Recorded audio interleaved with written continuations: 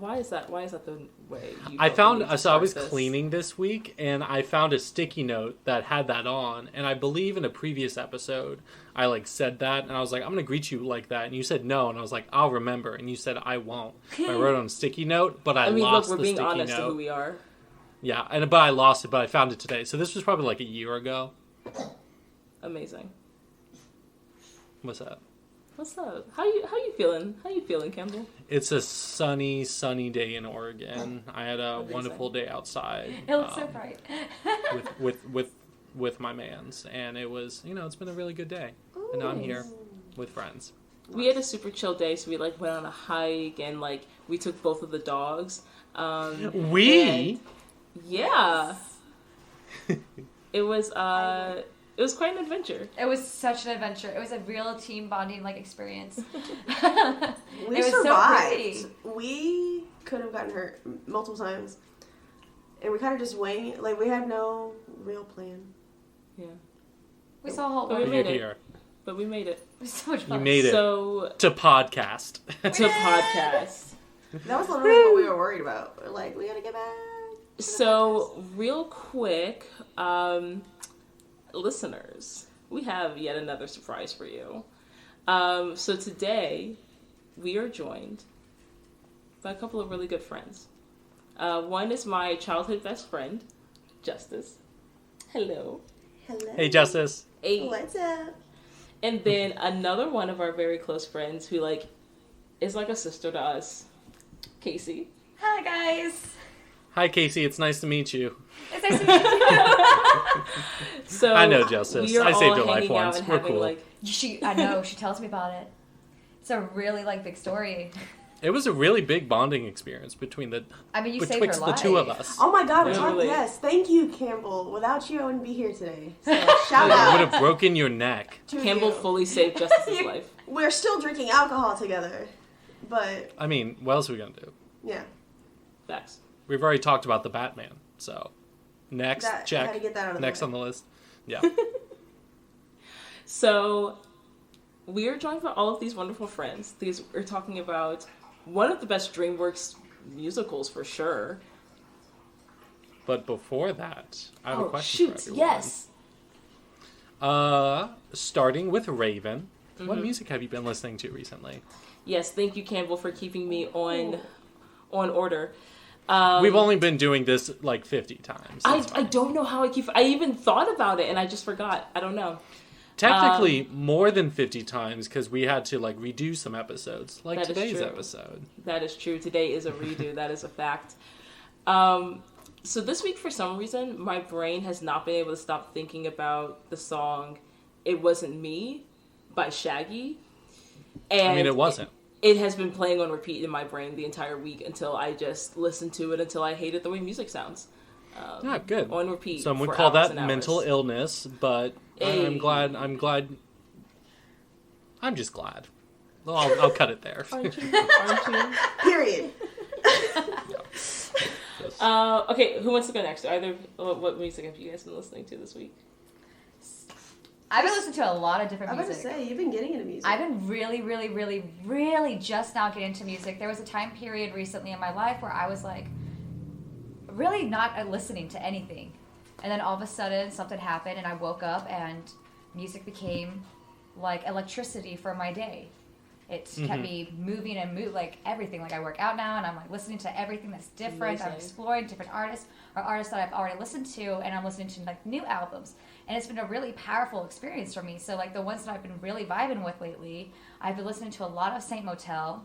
Awesome. I've been listening to a lot of Avicii. Avicii has really been screaming to my soul. Avicii. I just got into The Wanted. And I love it. The Wanted's really good. I've been vibing with Borns. Rekindling a relationship with Glass Animals. I love Glass Animals. I'm very tight with Glass Animals, so I've been listening to their old albums and stuff like that. It brings me some nostalgia for my life, honestly. Yeah. And it's just been growing. I've been listening to ABBA. I've been getting into classical music. We just did Mamma Mia. Wow. ABBA's my fave. I just listened Check to it out their now, new, listeners. Record. Their new record. They came together and created The Voyage. Yeah. And it's a big deal. They got the band back together after all these years, and it's a really powerful album, actually. So, yeah. Nice. Nice. Okay, Justice, what about you?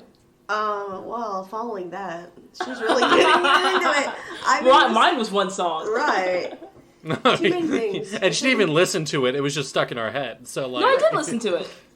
Oh, I thought you said it's just been on your head. I said I listened to it on repeat until I couldn't listen to any other music ever. Oh, I thought you were like slowly descending to madness, and all you heard in your brain was that song. No. Which I said I was glad about. So. Okay. Okay, cool. Never mind. Justice? Okay. I've been listening to a lot of Euphoria. The soundtrack is really good. I'm a really big Labyrinth fan. And then obviously Adele. I Drink Wine, I think, is like my favorite song of the year right now. That song is really, I really like that song. And then Chills. What's that one song with her son speaking, like at the end Love. of it? Oh, My Little Love. My Little Love, I think, is my favorite song from that album. But like I Drink Wine is very close. Love that. What about you, Campbell? I have listened to a lot of Smashing Pumpkins today, and that has put me in a great, great mood. I've always loved them. My boyfriend loves them, and we were listening to that a lot today. So, Nice. that's what I got. I'm taking notes because I'm going to be listening to them now. Nice. Nice. Okay, so today we're going to be talking about The Prince of Egypt from DreamWorks Animation. Gasp. Yay! And we are going to be drinking. So this is a redo episode. We had Justice on a while back So to sorry. record. It's not your fault. Sorry. It was supposed. I think it was really supposed to fucked be up. like. It was supposed to be like episode like 8 or 9. Yeah. Yeah, it's just so you super guys early. know, I'm the OG. I was supposed to be out here. I only recorded And like now half this of is my episode. This is episode 48. So Yeah, Wow. and the audio got corrupted when it was being exported and like transferred. So we just lost that entire like her section of audio. So now they're up here with me. We're recording. We have some tried and true systems. We're all having a girls' weekend, and we're gonna try this again in person, so I So could the not drink- fuck it up. The drink was originally a Bloodbath, which was just equal parts strawberry liqueur and tequila. So bad. We did not enjoy. So we decided I can't. to upgrade it a little bit. No, Raven. Campbell did not enjoy. I was fine. Y'all with it, thought to it be was quite honest. fine. We didn't care. Absolutely not. So we've upgraded a little bit. We added in a lime juice twist, some Campari and grenadine for additional flavors. And I chose to serve this in a margarita glass because it's inspired by the scene where Moses turns the water to blood and they're like lounging on their little boat. And I'm just imagining sitting up there with a margarita in hand with a bloody, sugary rim and a nice garnish from a lime wheel. And the bloody rim is from The Audrey 2 that we did, which was for created by Little Shop of Horrors, which was created by the Velveteen Lounge Kitchen. So check out the YouTube channel. Yeah, so that bloody rim was inspired by them. We added a little bit of sugar rim for the margarita, and we love it. You did an amazing job. It looks beautiful. They're beautiful. Looks really cool. It looks great. It's a really easy to follow tutorial on YouTube if you want to add a little bloody spookiness to your cocktails. Definitely check that link out. We'll include the link in the description. Oh, thanks. I didn't do it, so I just have like in like a normal glass, but it's What? That's fine. bloody and delicious. But and I say this often about the musicals we talk about. There's not enough blood in them, but this one, I won't say that. This one hit. Just enough blood. Just enough blood. An entire Not too much, river not too little. full. Just enough. Just enough. Oh, because that started because from Justin to Kelly, there should have been way more blood. Should have been way but more I blood. I just remembered something that I completely forgot about. When we originally recorded this with Justice, it was like right after From Justin to Kelly, and Raven was saying something so erroneous during that episode. I mean, amazing use that of the word she's erroneous, but also fuck you. that she's one to always is really good organizing, planning, remembering that kind of stuff. And we were talking along, I was like, wait a second. That is incorrect. You always forget all the plans you make with your friends, And then the day of, when people remind you, you'll be like, oh, that sounds fun. No recollection. And I want to expose you by talking to your childhood best friend the following week. I'm getting better at it. We had an intervention. Just the other week, I remember plans with a friend that they didn't remember. So I'm doing better. Congrats on not being comparatively worse, Raven. I hate you. Okay. So I'd be remiss if I didn't bring it up. Yep, let's try. Cheers. Correct. Cheers. Okay, what I really like about this. Do you have too much Campari, Justice? No, it's delicious. Do you want more grenadine? Do you want some simple syrup? Yes, please. Okay. What I really like about this drink, because it's like a strawberry margarita, but to me, it's not too sweet. I think, I don't know, the little bit of Campari, I think, does a really good job, like, balancing it. I think ice would help it, too. Yours is... I think it needs to be iced. Like, on the rocks. It's the flavor's good. Like you have ice. That's what, yeah, I have ice. It's pretty good that way. I know originally... I'm loving this. To do Bloody Marys, but unfortunately... I think that's the only thing that's missing is it needs to be colder. I don't like that. We could do it on the rocks for the next one. Yeah. All right, we can just add some ice in if you want to do that. I'm probably going to chug it. She said I'm going to chug the tequila drink. It's the only way. Get it. Oh, man. I'm not a sipper. Listeners, there's no standing in the way of Girls' Weekend. Pray for me. That's on theme, on topic. Prince of Egypt, pray for me. Can't believe you're not physically here to save me. So. Oh, no. But you also don't have that death trap that is the spiral staircase in y'all's college apartment. It's so steep. It was just so steep, such tiny stairs. It's A-okay. You would just fall over the railing. The frame would rattle. Only one person can go down at once. Yep. But we had 5 people on the stairs. Well, we had 5 people in the loft. Not everyone was on the stairs. We were going up and down But the yeah, stairs. you fell and almost died. Yeah, but I caught her. Yep. Thank you for saving her. No problem. Yeah, but... The Prince of Egypt. You got some background for me? Yeah, Raven? so the Prince of Egypt is a 1998 musical by DreamWorks Animation. It follows effectively the story of the Book of Exodus from the Bible, the Old Testament, of Moses bringing the Israelites out of Egypt and out of slavery. So effectively, they wanted to capture that entire story as it's a biblical story, but they wanted to tell it in kind of a more character-driven way. And this was a huge project for DreamWorks at the time, especially because they didn't do a ton of musicals really. This was one of their first ones that got big. That was a really artistic pursuit for them. And they got Hans Zimmer for the composer, put a lot of work into getting the Hebrew accurate, and really depicting sort of the grandeur of the story. So there's a lot of really cool animation work that was done for this with lighting and everything, and showing Justice. I love watching Justice drink this drink. Just licking the rim, I love it. It made me so happy. That was a good I'm sorry. You're good. Justice, never apologize. Never apologize for anything. Lick that rim. But yes, so it's telling the story of Moses, who was left by his mother in a river in a basket to save him from effectively a genocide that all of the Egyptians were doing against Israelite baby boys.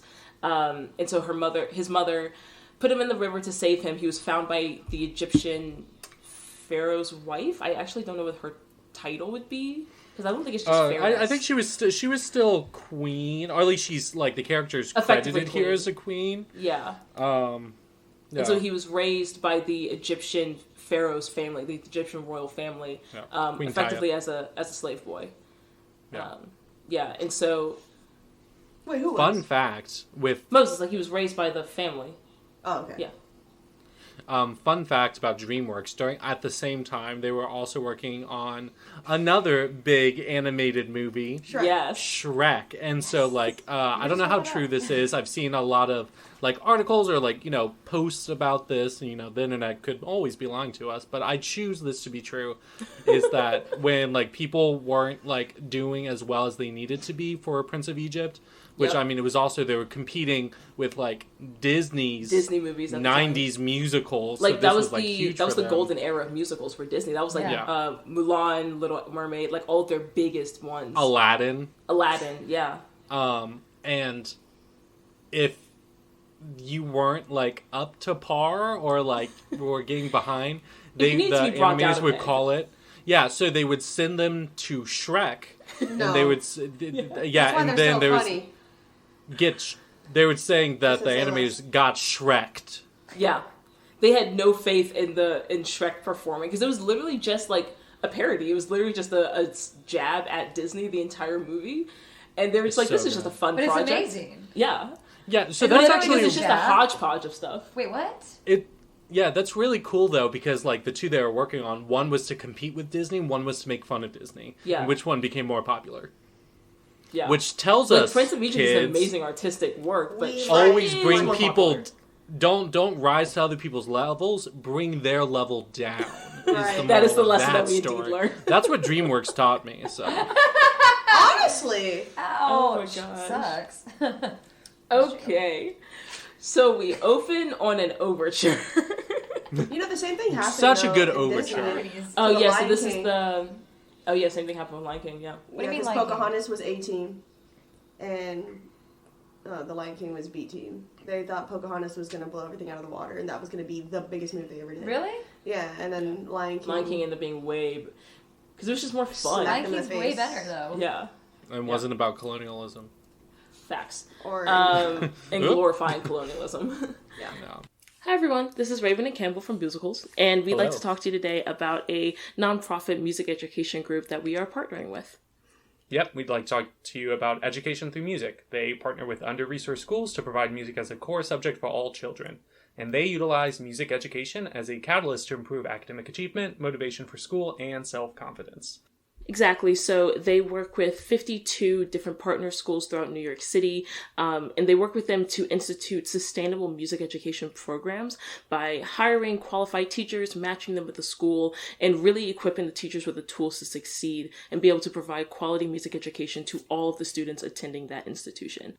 So we think, from this podcast, we think it's incredibly important to provide music education to all children, that everyone should have access to it to help, really instill those lifelong passions that have been so influential for Campbell and I. So we believe that supporting this organization is the way you can support our podcast. Yep, and you can do so by going to give.etmonline.org/boozicles. Again, that's give.etmonline.org/boozicles. And yeah, you can really help these kids if that's what you're into. Support the youths. Okay. Shut up. Don't patronize me. Okay. I don't need you. Enjoy the episode. I'm done with this. So we start with the opening overture of Deliver Us. Beautiful scene with the clouds coming in. The background animation in this movie is so fucking good. Oh, yeah, the lighting? Yeah. Oh my god, the lighting of a lot of the scenes is fantastic. To be able to display all of that just with animation.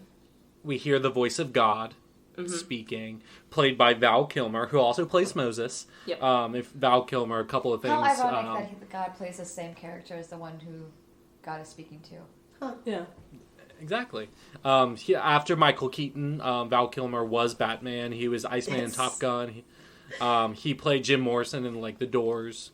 And I don't know, he does a really good job. And I think he did a really good job switching his voices and some would argue the two most important roles in this story, Moses and God. Maybe, some would argue. Also the frogs and the sheep. No, we're just... The locusts. The locusts, indeed. The boils that appeared on the cows. Holy Spirit, activate. Yes. Holy the spirit Spirit, of death, activate. pretty important to that. The sand sifting. Yeah. No. Yeah, Val Kilmer also voiced Sand. Facts. It's a true fact. Look it up. And then Batman. But yeah, And then we just see, the like- opening like vocalizations and like those lone horns in this opening, like there's something so solemn and just impactful about like a single horn.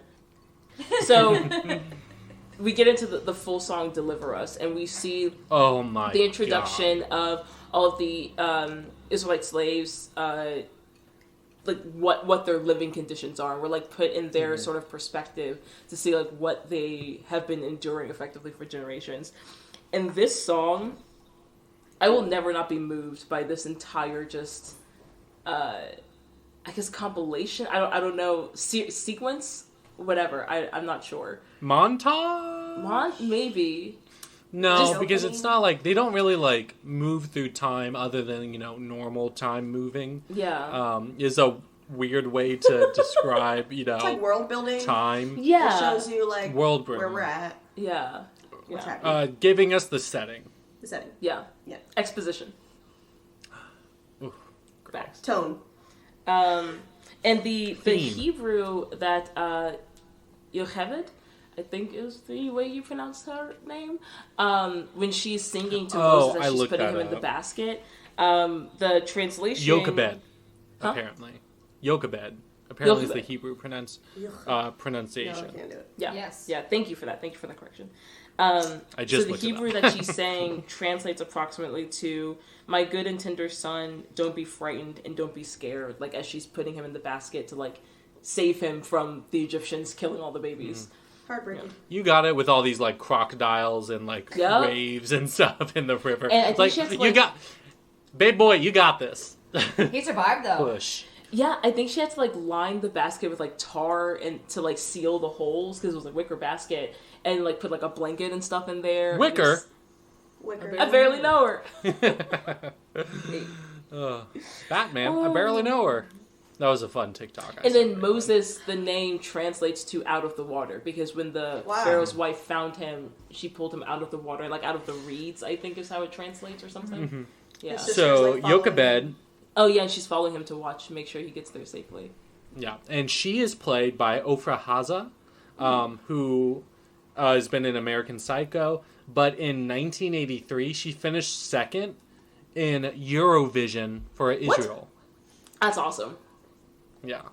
Yeah. And that's Eurovision is so much fun. I love it It's so cool. much.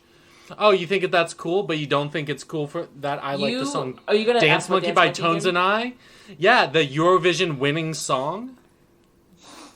I'm sorry, but are they ABBA and have literally the best song in Eurovision What is history for like 30 Eurovision? years? I love you so much for saying Eurovision that. is a European song contest. Where It's, like, like, different countries so great. compete and like they all write a song to like represent their nation, Simon and then you Cowell? vote on which nation is the best. See a part of that? The Italian band, how do you pronounce it? It's like Manskin. It's like spelled like M-A with some stuff going on. Nesskin. Yeah. They won Eurovision like a couple years ago. Their music is so good, English and Italian. Yeah. I love that band so much. Yeah. Their song Mamma Mia is like a good song if you like, just listening to it in bed, you hang out with your friends, to do like a soft mosh, Ooh, Soft mosh. love that. I was going to say smosh, but that's like a YouTube Soft channel. mosh. That's a vibe. Oh, that's a vibe. It's a vibe. I like it. And the band I think that's can't the age I'm pronounce. at right now is a soft mosh. Yeah. Soft mosh. Oh my I gosh. fuck with that. Nothing all So over me. yeah, Deliver Us. This song, the music, amazing. The drum beats, the rhythm, and just like how it's like at that driving pace, like driven by the bass. I just think it's really cool and how it ends on that like final like doom, Yeah, I think what the music in this movie does a really good job, which is kind of elevated by the animation of the background, is a lot of this music just feels so expansive. Yeah. Agreed. It just, I don't know, it takes you there. And to me, it really, like, I like what you were talking about with the animation, how that, I think the animation elevates the music and the music elevates the animation. Because, It's like, additive. especially as Yocheved is singing, like, the way her eyes are animated, like you can see the pain in her eyes, like as she's singing to her son, and like having to, like he could easily die in the river. You know, she's not necessarily saving him. Like he could still die. You know, and it's just like you're really seeing the music. She's not and damning him to death. She literally saying this. Is all I can do. Exactly. This song is so good, This is my and best like chance for you. her voice also, especially with like with the horns and like everything going on. I was thinking about the horns. It's like she has a very woodwind voice. When like you're in like a symphony and like all the like heavy strings and the brass and the like really heavy drums, like timpani drums are going. It's kind of like clear. It's like what the oboe is for. Yes. Yeah. And how it just like cuts through everything, and it's like, I think I've talked about this on the podcast before, how like one voice or one sound can just like fill out a performance. Yeah. Fill out the space. And it was Destiny's Child, and they were like, sing something for us on like some like red carpet or whatever. Yeah. And then like Beyonce Michelle like started, but when Kelly comes in, it might as well have sounded like a choir. Yeah. And it's just really cool how you have a full symphony and it's just all working together to tell the story. And like you have all these different melodies and rhythms and beats coming together to show both the like hard hitting, like the work that they're doing, the backbreaking work that they're doing, but also the like deep, sorrowful sound of her, like a mother's cry, but like all combined, but all coming together to tell a story. There's a lot of emotion. It's very it begins off with a lot of emotion. Like what's happening in the real world, what's happening with her world. Yeah. Perfect way to start the film. Yeah. Perfect way to start the film. Super heavy. Like the tone, like what Justice was saying before, like with tone, the tone is fucking established. Yes. Like you know exactly what this is. Almost shouldn't be a kids movie. Yeah. No. And the interesting thing no, for real. And then the interesting thing is that on that final drum beat it goes to black and then it opens on this chariot race between now young adult Moses and Ramses, and it's just like they're having so much destructive fun. But boyish fun. Yeah. And it's like, how did you go from this heaviness, from this oppression and this like anger and sadness and sorrow to like jovial racing? Yeah, they're just having so much fun. To privileged jovial privilege to That's murder. What I was gonna say, it's very privileged. Oh my god. I thought they established everyone else are running around. So yes, relationship really well. Yeah, I think that was so. a great way to show their dynamic, like playful. Yeah. They care for their initial dynamic. Destructive. Yeah. Right. Yeah, and like you see what they're coming from, like the world that they live in. They don't care. They don't care about anything. And yet they still have this happy, jovial life because to them they are unaffected by it. Like they are the privilege, they are the royalty, they are the world is built around them. Right. The world is theirs. Yeah. So we have. So I said before, Moses is also is voiced by Val Kilmer, but Moses' singing voice is a McByron, who's also like sung in a lot of stuff. Like for example, he was like in the chorus for Swan Princess, which I'm surprised we haven't done yet. I am too. Now that I think about it, it was on the calendar at one point, and then we replaced it. We're gonna have to hit Swan Princess hard. We got to do it. And then Ralph Fiennes plays Ramses II. Ralph Fiennes is also Voldemort. Yup. Yeah. He's also Gustav in Grand Budapest Hotel. He's a really talented like voice actor, like with a lot of his work. Just like on TikTok recently, there's been a lot of stuff like making fun of how he did. You have come to die. Avada Kedavra, and then it's like devolved into Avidi Kadivi, and it's really funny. No, you sounded just like them. Thanks. I've been practicing alone by myself. But yeah, and then we just see absolute destruction as they're doing this chariot race and like going through like tearing down whole walls of scaffolding. And all this work with them too. All of this work. It's all this energy. so upsetting. By slaves. Yeah. Like statues get matched and Deliver Us, the Egyptian god Ra Yeah, they knock his nose off. That statue is like so incredibly animated. I'm just like, don't you? I was like, I get you're drawing this too, but I was just like, no, the work that was put into this. But it's like, that's not real. Oh my gosh! And I love how the music like becomes like more frenzied, like as they're racing, and like it kind of like mirrors the destruction of the scene. Yeah. God, and then of course they get caught because they destroyed months of work, basically. Very Road to El Dorado, like, rapport between the two. Yes, yeah. You can tell they're, like, partners in crime, like that kind of dynamic. Yeah.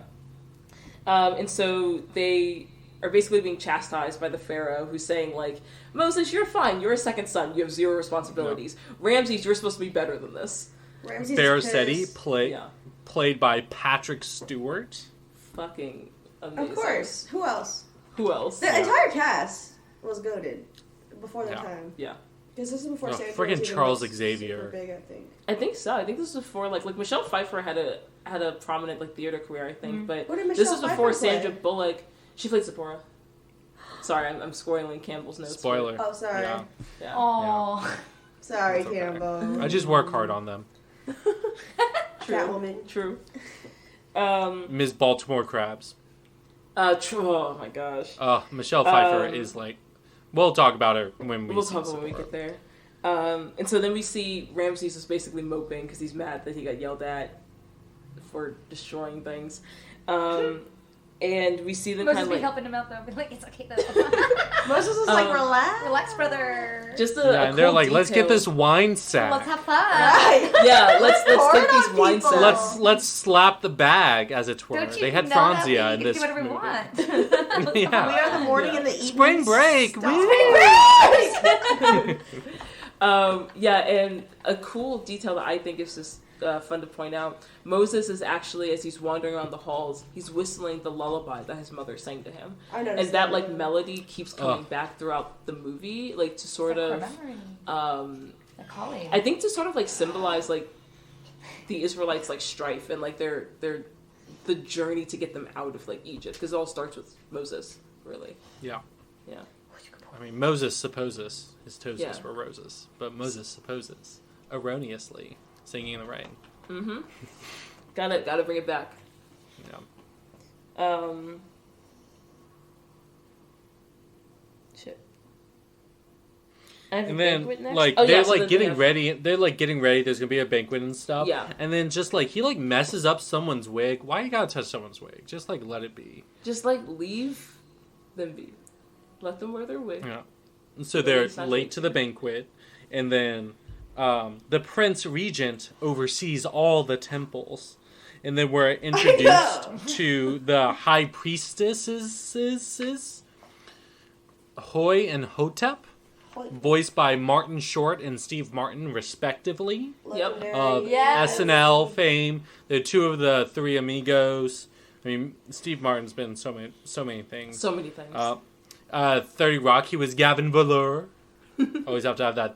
That was back when we did have 30 like Rock reference. Back when we had a 30 Rock reference every episode. I didn't take new notes. I'm just like reading over my old notes from like a year and a half ago. I am so proud of us. Love it. Additional work? A year and a half ago. I didn't even rewatch the movie. Oh, you didn't? We did rewatch. It's up here.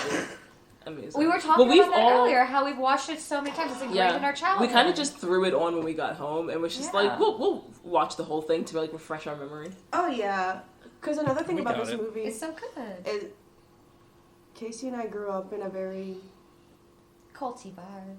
Yeah, and this is one of the only things we were allowed to watch. Yeah, honestly. It was one of the only things that we were allowed to watch. Like, literally one of the only. What about VeggieTales? VeggieTales was also slamming. VeggieTales Josephine Dreams. We should do VeggieTales. And this movie we should start diving into VeggieTales. What the heck? Like, why haven't we done that? Let's go diving. Yeah, like, I think it's interesting seeing this movie now as an adult with like the impact that it had as a kid, because especially like different. It's actually a whole like earth-shaking difference of perspective. And it's one of the few times you see a biblical story like shown in a movie like this in a way that's for the general public. Because like a lot of I feel like things like VeggieTales, even Joseph King of Dreams to an extent, was like for Christian communities. But this is like, I feel like whether you're Christian or not, the movie itself can be enjoyed by everyone. It's like Harry Potter. It's just talented, like just good art. And then we see that like Moses has made the royal chief architect, so that's fun.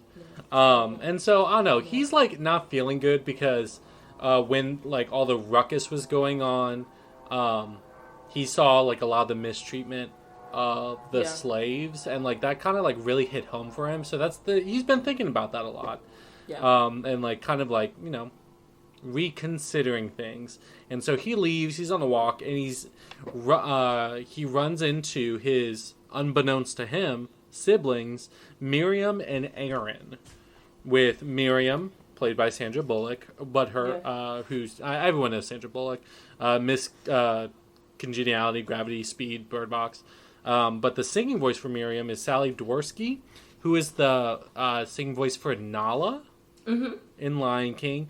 But also Fiona's singing voice when she's like singing with the bird in Shrek 1. Shit. So she was busy these couple of years. Yeah. So she was, crossed so that Disney DreamWorks line. Yeah. Yeah. And then, young Miriam that we saw before. Did we see young Miriam before? Yeah, we saw her when she was following Moses' basket in the water. Yeah, that was played by Eden Regal, who's Kiara in The Lion Guard, Bianca in All My Children. She's been in a bunch of things. And then Aaron, Moses' brother, is played by Jeff Goldblum. You know, Jurassic Park. Yep. Wow. Independence Day. Glasses. People recognize. He's also in Search Party, the latest season, and he's so good in it. I love Did you say Thor Ragnarok? I did not say Thor Ragnarok, but he's also in Thor Ragnarok. Yeah. He was also a guest judge in RuPaul's Drag Race season 12. Oh, that's dope. With Rachel Bloom, who is the creator of Crazy Ex-Girlfriend, the musical TV show. Oh, that's cool. I didn't know she did that. Sorry, we have a pit. There are dogs with us today, listeners. Whose dog is that? This one is my friend's dog that I'm dog sitting. Okay. So we see that he runs into Miriam and Aaron, and they of course recognize him because they were like a lot older, like old enough to remember like having to escape and like put him not in a baby and all that stuff. Yeah, and of course like Moses has no idea who they are, so Miriam's like, "Oh, you came to find us, like." You learned your history and like you're now here to save us, and Aaron's just like, Miriam, not my girl.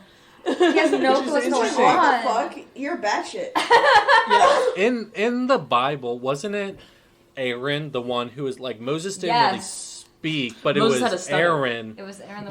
Aaron was like the voice of Moses, who was the voice of God. He was the voice of a voice. Mm-hmm. Yes, voice squared, as it were. So Moses handled the rod and like did all of but executed, quote unquote, the miracles and like all that stuff. Executed the Exodus. Yes. And Aaron was his like voice to the people whenever he had to like give a speech or basically do public speaking because we're like, y'all, we gotta go. Let's move. Why didn't you just have Aaron do it all then? Because I think in the Bible, he wasn't like, chosen. Moses was the one chosen by God, but Moses was like, "Hey, I can't do public speaking, my dude. Like, I have social anxiety." So then Aaron did it. So God couldn't fix his stuff. Moses was like, "I'm neurodivergent." God made a way. It makes no sense. Make it make sense. But anywho. And so Miriam starts singing the river lullaby.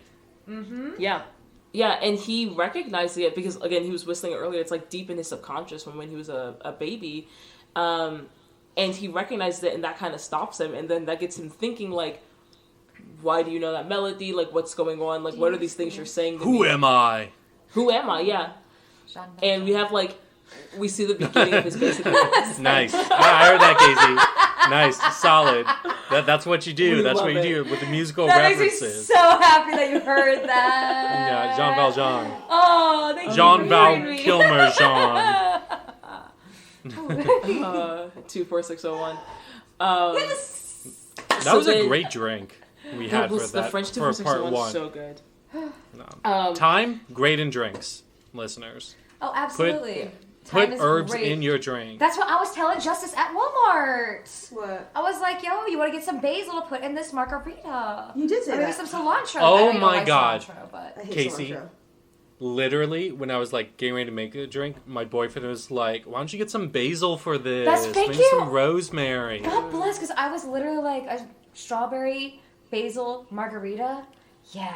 Oh, I should have done that. You're right. We were so involved with so much going on. There's so much happening. Completely unrelated, but like I went on a lovely walk this morning and I got this like lavender London fog at this like cafe, and then we went by and got donuts from that one Benny's Donuts we've had there, Raven. Yes. So we got 2 donuts. Alex really likes key lime pie anything, so we got a key lime donut. Then we also got this lemon lavender with pepper on it. That sounds like right up my alley. Amazing. I love anything lavender. I So make some good. really yummy lavender stuffs. Yeah. Nice. Big fan. I'm making cider right now. My boyfriend and I. Yeah, he's making his own cider. So we made like 5 gallons of this guava ginger one. Turned out so great. Saving you a bottle when you visit, Raven. But we did a smaller batch one in like a growler, and it's like with like an apple-based cider, but also put like a cup and some change of like an oversteeped Earl Grey with steeped lavender in it. So it's like we're stopping the fermentation now. We have it in an ice bath, and then we're going to bottle it and get it to start carbonating tomorrow. That's so cool. Amazing. Yeah. That's amazing. That's amazing. Yes, it is. I could never. Hey, little puppy. I would poison myself. What's this dog's name, Raven? This one is Bane. Bane? He's a brave little man. The opposite of the bane of my existence. He evolved We today. took him on the hike, and he's a city dog. Like, he'd never been on like a long walk and like a hike before. And there was like a stream that we kept having to cross. Country pup like Boone. Yeah, and like there was a He's stream so that we country. kept having to cross, and like the first couple times he was literally terrified and wouldn't even like go into the water. But by the end of the hike, like he was literally just walking through the stream like by himself. He evolved like a whole Amazing. Pokemon would. Yeah. Oh, Raven had to carry him over the water several times. Yes, she did. I got He's videos. just scared And little then paw. at the end of it, at the end of the hike, like you saw him walking in the water by himself, like He said, "Fuck it." I can do this. while you were carrying him through the water, were you singing "Deliver Us"? And we have segued back to the podcast. More like the song that we were singing the entire time through that All day. hiking trip was "All I've Ever Wanted." Oh, Which is the next song. Which is the next song, because Moses starts having an existential crisis. Yeah. Moses starts having a full-on identity crisis. And full up says the phrase "Prince of Egypt," and I wrote down, he said it. He did it. Roll he credits. did the thing.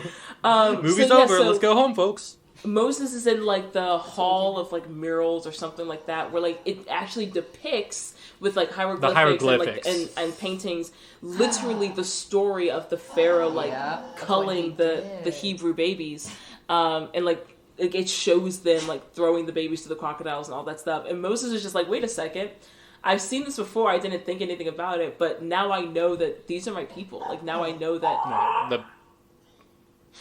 Now I know that I'm a Hebrew, and like like these people that I've thought of as just like slaves and chattel, and like saw these like horrible things happening to them. Like I'm one of them, and he starts really questioning like everything about himself. And then like you've seen this before. Did you never question this, Moses? Because like in the beginning of the movie, when he sees like the abuse like to the Israelites, I'm just like, this can't. You're like at least 18. You're like an adult. He wasn't paying attention. He was so spoiled. Is this the first time you've seen this? It's called I ignorance. don't think it's the first time he's seen it, but I think it's like because when you think of especially the Egyptian, like the ancient Egyptian religion, like when Ramses says, "I am the morning and the evening star. If I say day is night, it will be written." Like literally, the Pharaoh was the representation of God. Like what he said was divine, and like these people, like they didn't think of the Hebrews as people. They were just like they're the workers, like they exist and they're here and that's it. We're the actual people, you know. And it's like you can be like literally brainwashed into that shit, you know. And brainwashing's easy to do, especially when it was done at a very young age, and there's nothing else to distract you from said brainwashing. And like this is the entire world. This is the entire world. This seems personal. No, I think it's because if you've ever gone through, or at least in my personal experience, it's like when you go through a spiritual awakening, and then you start seeing things differently. You see reality way differently because now you're aware of like certain things you never paid attention to before. Yeah. So I feel like when he realized, like, you know, he was a Hebrew and there were slaves. Your eyes are open to a whole new different perception. He kept seeing the slaves. He was like, oh my god. Yeah. And they even showed it in the imagery because you pointed that out. Like, Ramesses. Well, that's later in the There movie, was a scene where two different perspectives. Yeah. It's later when Moses comes back after his journey and like marriage for Zipporah and everything. But there's a scene where Moses looks out at all the Hebrew slaves and like sees all their working, sees them being oppressed, sees them being abused, and turns to Ramses and says, "Look out! What do you see?" And when Ramses looks over, he just sees the temples, he just sees the pyramids, he just sees the kingdom they've built off the backs of these people, but he doesn't see the people because he doesn't care about them. They're not human about to what him. they said about his father. They were like, "What did you think about Dad?" Basically. Yeah. And I'm just like, he was a great person. He was like, yo, man, he killed a bunch of babies. Your father was abusive to you. Like after the chariot race, we see the expectations that the Pharaoh is putting on Ramses, and like how he's brainwashing and like abusing his own child into this like sure, Moses can have freedom because he's the second son, but like Ramses, you should be better than this. Like you should always like the back of this kingdom like rests on you, and like the amount of like pressure that Ramses like feels like thinking that he's responsible for the welfare of this entire, like, he's supposed to be God on earth, you know, as Pharaoh. Yeah. It's a lot of pressure. And it is. And so Moses finally confronts his quote-unquote mom, Queen Tuya, who's voiced by Helen Mirren. Fun. Yes. Oh my god. Everyone knows Helen Mirren. But her singing voice is Linda D. Shane, fun fact.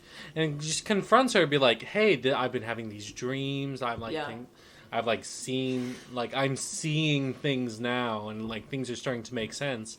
And we get into All I Ever Wanted, Queen's Reprise. She's just like, forget about it and just be content with the life you have. Don't question the gods. We just work on restoring the temple. But he's like, I see the condition these people are in, these slaves, and he just could not ignore it. He can't stand the whipping. It's just like, and he like kicks the guy away. I was like, full on, that killed him. And I'm like, good. Let's balance this out. And he is kind of, you see that he's kind of torn between, on the one hand, he identified as an Egyptian for his like entire life, and like as a member of the royal family, and he's just killed an Egyptian, but he's done it in service of the Hebrew people who he now knows he's a member of, and it's you see this very visible representation of like the sort of shift that's happening in his like sense of identity. Did the dog fart in front of us? Yes. Okay, everyone's covering their noses. So. Listen, I thought it was important to point out. Bane is sitting between us. It's intense, actually. And it's really bad. Like, he's just ripping silent ass. but deadly. Woo! Like, that smells like nature trail, you know what I mean? It does. Little baby. Swamp booty juice. Yeah, listeners, like on Zoom, I just see everyone starting to like cover their noses with their clothes. So I was just like, context clues. It's intense. I'm sorry, guys. Yeah, so he's just like. You assumed it was the dog and not one of us. Oh yeah, of course, because y'all would have called each other out and laughed at something. Yeah. And so he stops the way. Yeah, he's so good. He's so good at running down sand. Yeah, right. And that's such a good skill to have. Yeah. Yeah. And he like kind of chariot checks his brother. Yep. And his brother is just not supportive. Yeah, Ramses is just like, dude, like, don't go. I am the Pharaoh. Like, I can literally just say that you're innocent, and you will be. Like, you will face zero consequences for murdering a person. Yeah, he says, you will be what I say you are. Yeah. And he's like, what you say doesn't matter. And like, you could He's like going through an talk to your awakening. brother more about this, but like, he's just like, a lot's going on. He just wants his doesn't. brother. It's really sad. Yeah, it is. I feel And- bad for Ramses. And so he leaves Egypt. Well, something that I think is an important line to call out. When Ramses is like, why are you doing this? Like, what's going on with you? Like, blah, blah. Moses says, go ask the man I once called father, which is a callback to when Miriam said, go ask the man you call father, which like triggered this whole like, kind of crisis for him. Yeah, he was like, Yeah. he ain't my father no more. Yeah. Quick. So we see him running away. I do not know that man. Sorry to that man. Sorry to that man. He said, Baby, I'm that's leaving Keke being Palmer. a prince and going into the desert. Like, Yeah. So he gets hit by a sandstorm and just Also, gives you up. didn't bring water, you dumb idiot. He in was crisis mode. He didn't crisis. care what happened to him. well, the question But also, was, yeah, was dumb- he dumb- suicidal? Yeah, was he like, he fuck didn't care. it? Because at one point he gets covered in sand, and he's like, fuck it. Yeah. And he's just there. And Yeah. so the I'll let the camel earth literally reclaim mistakes his me. hair for grass. Yeah. Also, ouch. He ripped that shit out of Oh his yeah. head. Oh, it's so funny because like, the scenery, super cool in the desert, and then he like yeets the gold all off of him. Sandstorm Yep. comes. His wig comes off. It's just very emotional. Unwritten by Natasha Bedingfield plays in the background, Yeah. and he's just like let that sand feel Let it wash feel over the you. sand on his skin. Yeah. Unwritten. Like the rest yeah. is still... The rest is still unwritten. His Yes, story that's is the reference I'm unwritten. making. Yeah. I thought that was the name of the song. Like the actual song playing. And so he gets picked up, not picked up, but like a camel passes by and he like latches She's on onto it and just lets it drag him to the nearest like watering hole. And I'm Oasis. thinking Oasis. Yes, thank you. Anyway, Campbell, here's ready for Wonderwall. a second drink before we get into like the girls and Zipporah and all of that. The girls, the gals. The girls, the gals. I'm so excited to get into this, actually. The girls will be the girls. You know what I'm saying? The girls are back. Well, it's halftime, sports fans. I don't know why I said that. Anyway, it's Campbell from Boost Coles. I'd like to tell you all about Mr. Holland's Opus Foundation. This foundation keeps music alive in schools by providing vital support services to school districts and new musical instruments to underfunded music programs nationwide, giving underrepresented youth access to the many benefits of music education, leading them to success in school, and inspiring creativity and expression through playing music. There have been over 34,000 donated instruments and over 2 million students impacted by this organization. Some of the support services they offer are professional development for music teachers led by certified instrument repair technicians, and further community engagement and instrument drives, just to name a few. Again, Raven and I believe the best way to support us as a podcast is to support organizations like Mr. Holland's Opus Foundation that supports music education and the passion of music in our youth. You can donate at mhopus.org/donate. Again, that's mhopus.org/donate. Back to our nonsense. So we're back with drink number 2, listeners. Cheers. Let's cheers. Yes, cheers, guys. Cheers. Oh, moved from the margarita glass, I see. Yeah, I so we absolutely just, love these I didn't glasses, feel by the like reapplying the entire rim and doing all that. But we Also- remixed a little bit Yeah. for Justice's and Casey's drink. I'm just So we a added baby. in some Just a watermelon. baby. So we added in some watermelon liqueur and used Just a baby. Absolute Lime vodka instead of the tequila silver. And then Casey, you added a little bit of club soda to yours. I sure did. I made mine into like a cherry limeade. When she pulled out this cherry puree, Syrup, yeah. it's like a cherry like jammy kind of vibe. Yeah. It tastes like It's candy. beautiful. It's so good. Yeah. Once you added that, I was like, game over. We Which gotta add some was- lime juice. That Was cherry that from juice. was that That's from Dot's Hot tequila. Toddy? That was from Dot Hot Toddy, that cherry syrup that Beautiful. Campbell sent the recipe for. Beautiful stuff. I was like, Yeah, I had some left over. Nice. That drink was so good. That You should was freeze it. It's like good. candy. just in Yeah. case. So we mixed a little bit for theirs. I kept mine more or less the same. Same.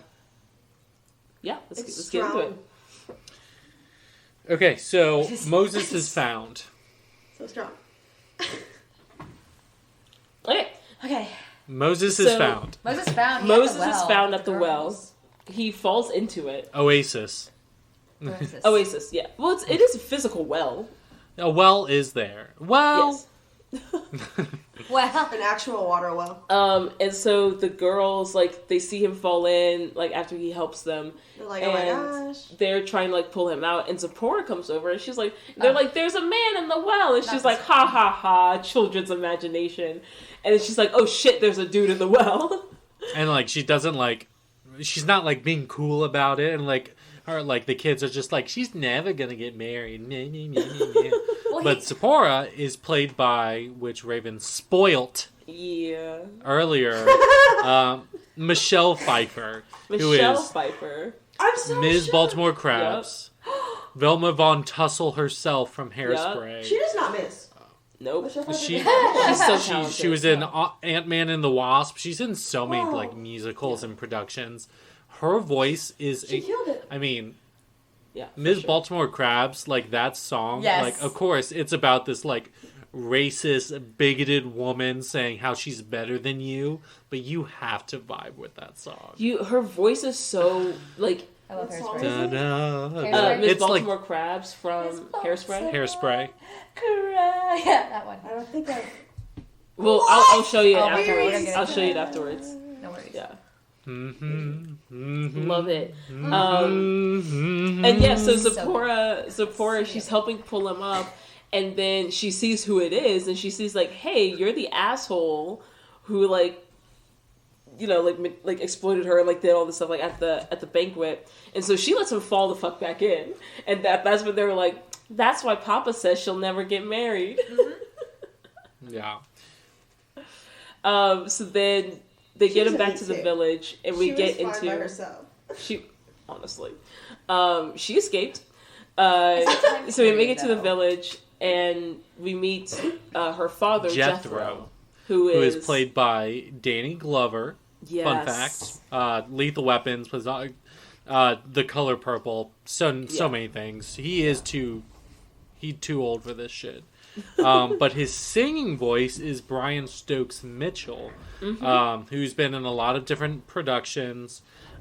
He like won a Tony for Best Actor in a Musical for Kiss Me Kate, but also he played Trevor, which was Hillary's fiance who died skydiving in Fresh Prince of Bel-Air. Wait, he's the singer for this? He sings, the singing voice of Jethro. The song That's Trevor. Sings That's Trevor. Yeah. Through Heaven's Eyes. I feel like that just ruined it for me. I feel like that just ruined it for me. I don't know. I feel like that the just versatility. Changed for me. That's not. He how you has say that such word. a rich voice. Like I could really see him playing Old Deuteronomy. I can't like from a vocal perspective. Yes. Yeah. He killed it. His voice is just so I can't cool. believe that. I'm so shocked. I love this song. Just so rich. Theatrical speaking voice. Yeah. That deep timbre. Yeah, I just like it's both rich and booming. Yes. But like wholesome, not necessarily intimidating. Oh no. It's warm. It's warm, yes. And this song, like, legitimately, I think it's just really inspiring because it's all about, Through Heaven's Eyes, it's all about, like, you have a place in the universe and you don't have to be the biggest and greatest person. You don't have to be leading nations to be significant in the grander scheme of life. Like, there's a line to the lost sheep, the shepherd boy is more important than, like, a king. You know what I mean? Because it's like all that matters is that you're there for the people that need you and that you build your connections, that you find your purpose and like what you are meant to do in life, and you don't have to be. It's like a divination. Yeah, it's a divine. Heaven's Eyes is divine. Yeah, and it's like seeing the greater pattern of life, you know. So this like scene, like Jethro is like praying before dinner, and he's just like so welcoming of Moses. Yeah. He's just trying to give him a different perspective, the perspective which they are living in. Not under the thumb of Egyptian rule, and is just really trying to. It's not so much as like teach. It's like de facto teaching, but it's just like, you know, like experiential teaching. Experiential teaching. It's very what's the word I'm looking for? I don't know. Alcohol. I think it's a bitch. Heaven's Eyes is probably my favorite part of the movie.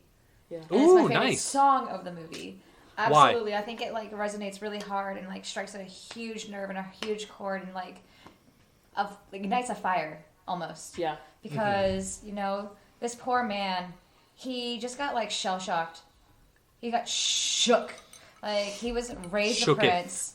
And then all of a sudden, like this slave girl literally was like, look at yourself. And he was like, okay, I'm looking at myself. And then all of a sudden he looks at himself and was like, oh shit. Like, I'm one of you! Crap! Like, he's over here, like, living a lie, and he's, like, doesn't even understand because it's not really a lie to him because it's his full-on experience, and he goes mental, and then all of a sudden, out of nowhere, like, when he's just ready to disappear, he's experiencing this extreme ego death. Yeah. Extreme ego death to the max. He is wandering the desert, my friends. Like, he is not well. He abandoned his princely name. He abandoned the issues that he has a whole chance to meet his family. Almost suicidal. His blood family. And he ran away from that too. So he's running away from all aspects of where he came from. Yeah. To go find exactly what his soul is. Yeah. And right now his soul is crumbling. And all of a sudden this man picks him up and he's like, yo, real quick, I know you're seeing yourself through your own perspective. But I think it's time to show you exactly what life means. Yeah. And help you see through a different perspective in a way that you're going to find a lot of peace and a lot of comfort and a lot of beauty instead of all this confusion and disbelief that this could even be happening. You're finding he's grounding him in a way through a different perspective. And what I like about this song is that to me it represents what faith and spirituality, not inherently just religion, like religion is the practices, religion is like the way we live our life based on our faith, but like it shows what faith and spirituality can do to lift up a person. Like it's saying like you are limited to your own perspective, but if you try to think of the bigger picture, if you try to think like through heaven's eyes, and I think through heaven's eyes in this sense is like framed as a Christian thing, you know, because that's what the story is based on. I think that's our perspective. It can be taken from any perspective. Like heaven can be anything for you. Heaven's eyes can be anything Heaven's for you. eye. I mean, it goes back to what you said. Like, what does your grandfather say? It doesn't matter how you get up to the mountain. It just matters that you get there. Yeah. So you have that perspective the entire time. It's literally free your mind. The rest will follow. Yes. Yes. It's basically like it's not all about you. Yeah. Like life is bigger than you. The world is bigger than you. It's not all about you. It's bigger than this. Like look at this baby sheep coming like to life. Like this poor mom just gave birth to this whole sheep, my guy. Like look at this. Like it's bigger than you. You don't have to worry about the fact that you have so much more going on in there. Yeah. And he does. Yeah. He starts to experience like this blissful existence finally where he finds like pride in himself, he finds pride in his life, and he finds content and happiness, and like he's living it, like he is at peace. Yeah. Yeah. And we see this like this song goes through kind of like it's kind of like through like a montage, like he's learning like about their community. He's like really their like culture. You know, living with them. He grows a sick beard. It's super tight. Oh my gosh. And he's like finally like we do see him finally like accepting like what, you know, picking up where they're burned down by like joining the dancing and like the celebration and like just like joining them. And like I don't know, a lyric I really like is just like talking about like asking talking about like the stones like that like reach the top, like are they more important than the stones that form the base? That form the base. And we're like, no, it's like it takes all of it. It takes they're everything. All part of the mountain. They all matter, you know? And it's when you treat a person like because of their status, they don't matter, and because of their status they're no longer a person. That's when you beat someone down. Like that's when you're being actively oppressive to them. And it's like in reality we're all people and we all have to work together to be the mountain and to you know to form kingdoms and societies and to be happy and form connections. And it's important to be able to realize like what your place in that can be and be able to find something that really resonates with your spirit, you know? Yeah. And then he gets married. Yes, he marries Zipporah. That's the best part.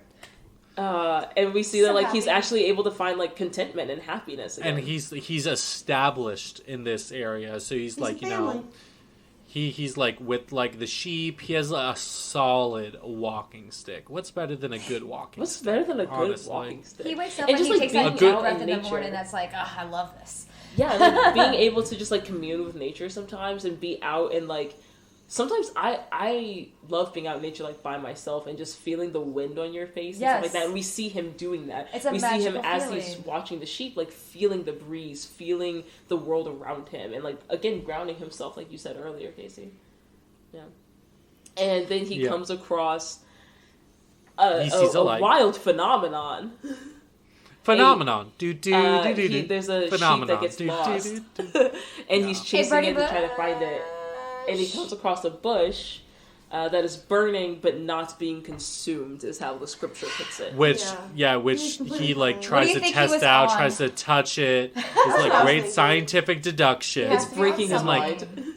He had Don't the wrong you cup of just- tea that morning. Don't you just wish, like, through, like, his scientific deduction, you know, experimentation, don't you wish you could just touch lava? You technically can. There's Yes. yes, yes. but also yes. Don't you wish you can touch lava and like, not actually have feel the it. consequences of? Yes, correct. Don't you wish you can just touch the texture of lava? I would love to feel what fire feels like, you know, without burning myself, obviously.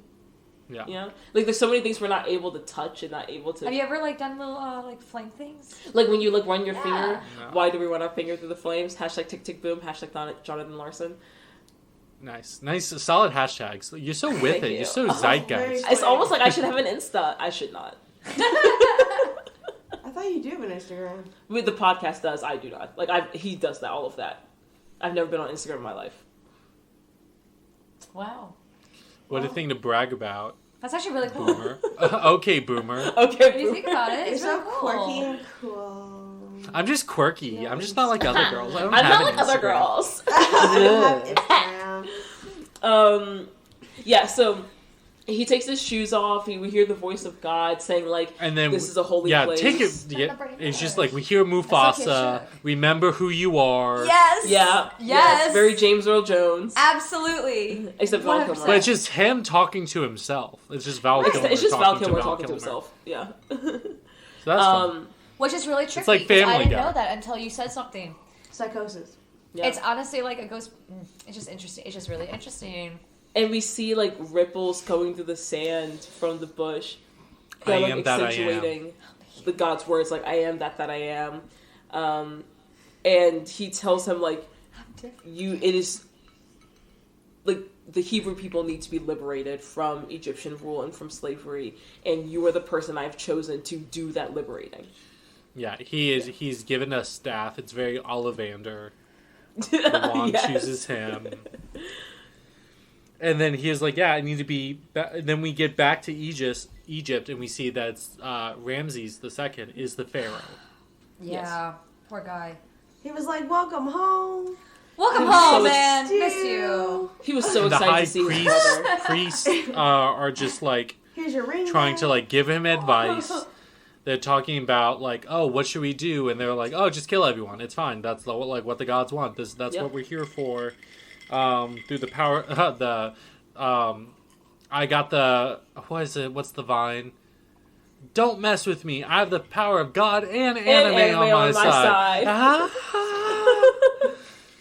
Is what Hoy and Hoytep are telling him, and we get into the song "Playing with the Big Boys," which is is such basically- a fun, such a fun I reference villainous that song razzle all the dazzle. time. Yes. And it's just saying, like, oh, you think your god is big and bad? Oh, you turn this little rod into a snake? Let's see what our gods can do. Come with us. Yeah, they're sorcerers. They're like very much are depicted as like sorcerers. Yeah. They're very much like the chanting of the different gods, like Ra, Mu, Nu. It's like It's really, very really entrancing. And it becomes like Entrancing is the the back. perfect Yeah, word. like when you have. cool. The animation, Completely. I fingers kiss. really, really love like Yes. folk chants. that form the background of a melody or like melodic phrase, and that's what's happening. I love here. when lyrics are beats. Yeah, yes. It goes back to you also saying the lighting. I feel like Oh some my of the God, the best lighting lighting there. is in these scenes. So good. Yeah, because of when the they're standing shadows. behind each Yes. other, the shadows. Yes. This entire number. And I is just insane. love the So sequence good. of lines of Moses doing the ride into the snake, and then Ramses is like, Hoy and Hotep, show them our answer. And their answer is a choreographed music number. I love it. It's very Vegas. You It's said you very want to play? with the big boys Let's play. now.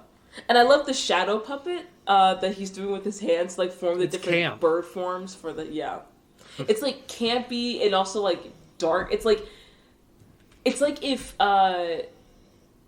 Beware from like Lion King was also a little campy because it's got like What do you the mean, lighting. if? True. I just love good villain Beware. songs, you know. Villain songs are like some of the best songs. Yeah. Yeah. Facts. And so It's a really good song. Moses comes back here, right? What do you mean? Like after In this scene, yeah, right after this, like, Moses confronts Ramses. Well, they go Ramses to work puts- together. Yeah, they he have a pulls him meeting. They're like, aside. we're gonna have a talk. He's like, Moses, What is this? Yeah. I know Yeah. you. Like, what are you actually talking about? Yes. Yeah, she's like, Yeah, I know you. Ramses- What's this really about? And like Moses is like, you don't know me. Yeah. Not even. No, he's like, nah. It's like, not that you don't know He's me. like, you'll always be my guy. brother? You and I are brothers, but the thing is, I just had this talk with the Hebrew God. And let me tell you, my guy, He's coming for you. he's coming for you. Let these people go. It's been really bad. Like, it's their time. Like, I'm telling you, I'm warning you. Like, dude, shit's about to go down. And Ramses, from Save his yourself. perspective, is just like, He's who like, is you're this God? insane. Like, who's I this am God. What are we're you talking about? Yeah. It's like, That's basically I God's have- God. Yeah, it's just like I have like the gods like we pray to, and I'm like Yeah. a god among men. It's like who you talking about? And something you hear Ramsey say a lot through the movie when he's like trying to make sense of everything is like, I'm the morning and the evening star. Like he's always just like, that is my reality. believes Like it. I am the voice of God. What are you talking about? It's Right. like, no, you learned this too.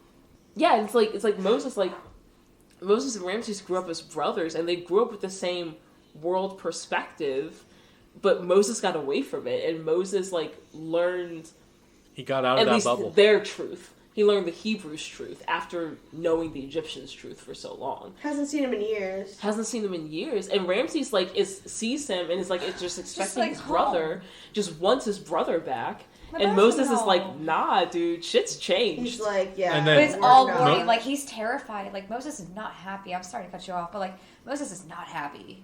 He does Yeah. not want No. to do this. No, he's Nothing about conflicted. him. It's just like... He's conflicted, yeah. He wants his former brother to like understand. This Yeah. can go very easily if he just like, you know, experience and learn the things Moses learns. Like maybe this can all be like settled. Yeah. I have a question. Do you think, like, so, you know, like, I was raised Christian and all that stuff. I can't remember quite back because, you know, there were so many years where I blocked a lot of things out. But do you think this would have all happened with or without Moses?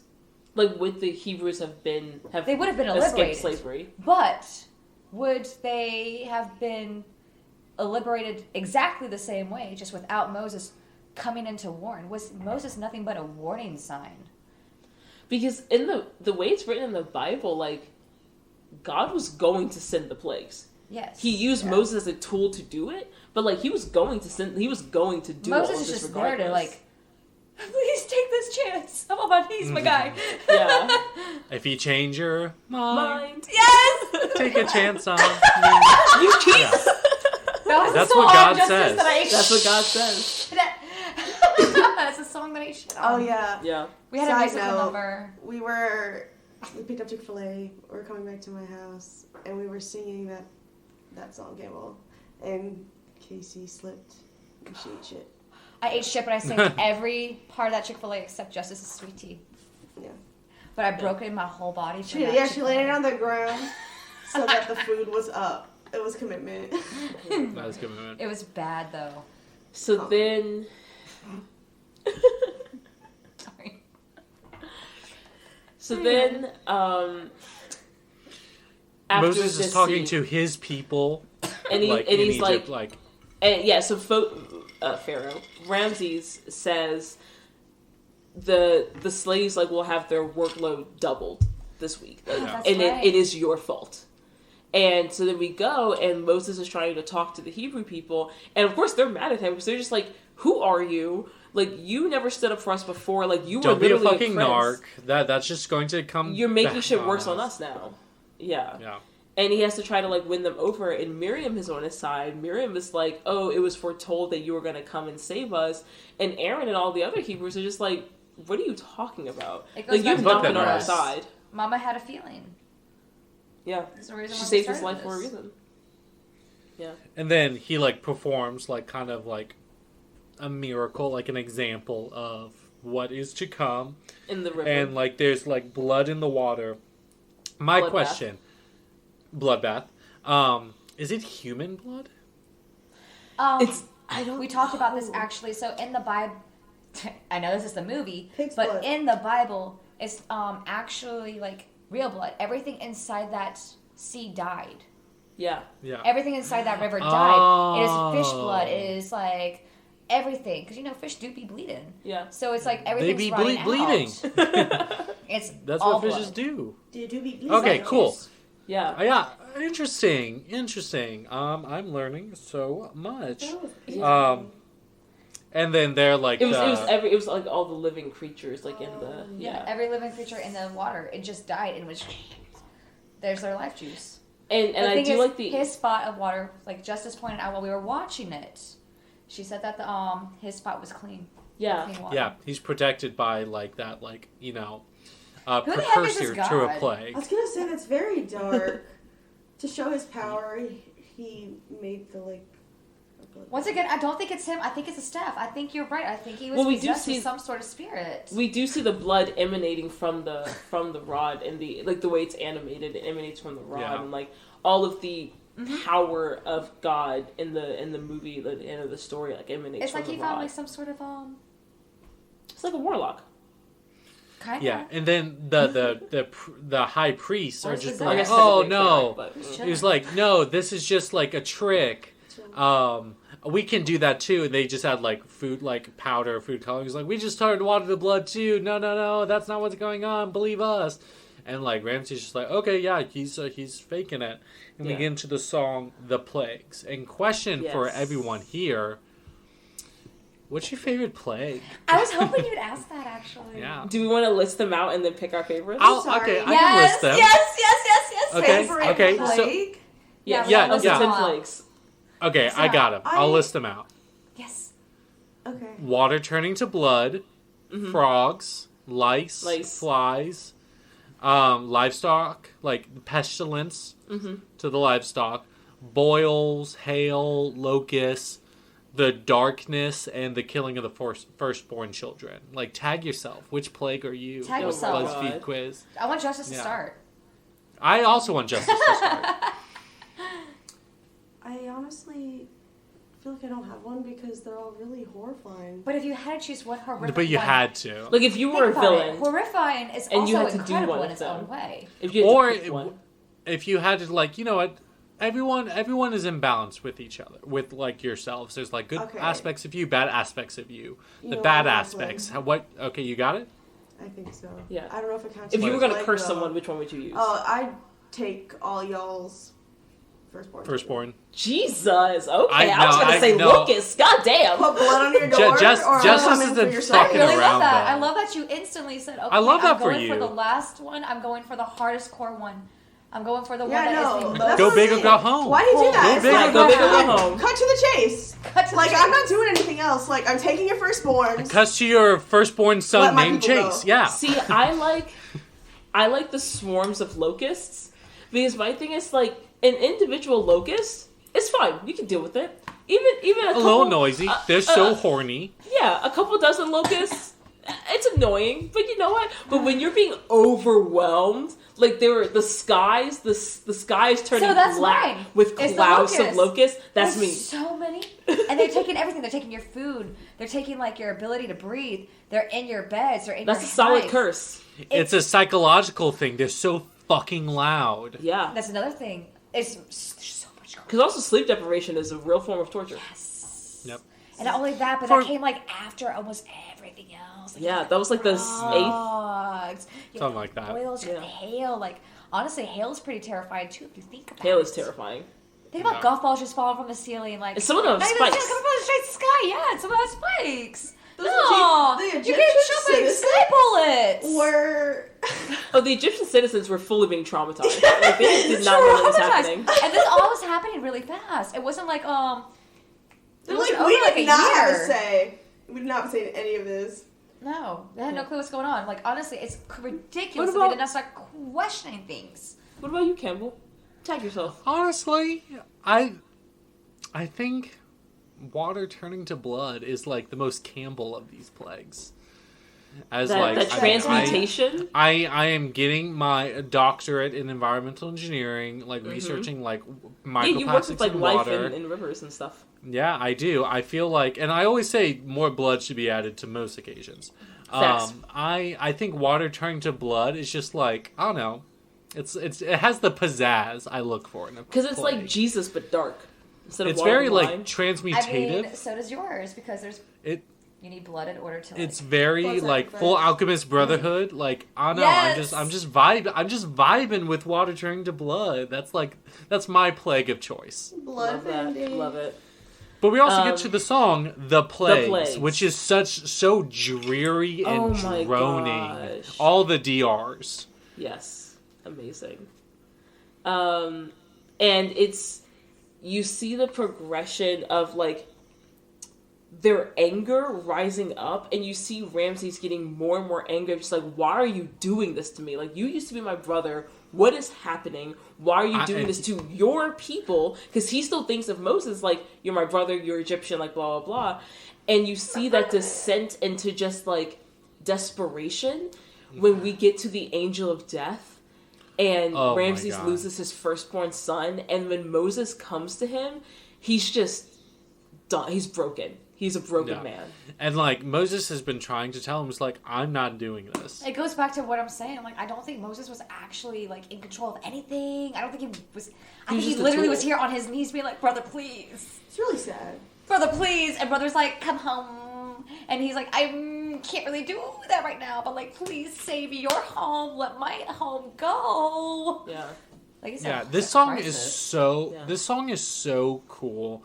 And, like, you hear, like, some, like, small, like, musical moments. You hear All I Ever Wanted, like, interspersed. Mm-hmm. Oh, yeah. Like, in this song. But the chorus is just so cool. And it's just constant. It's, just, like, it's relentless, the chorus. It's dark and chaotic. Yeah.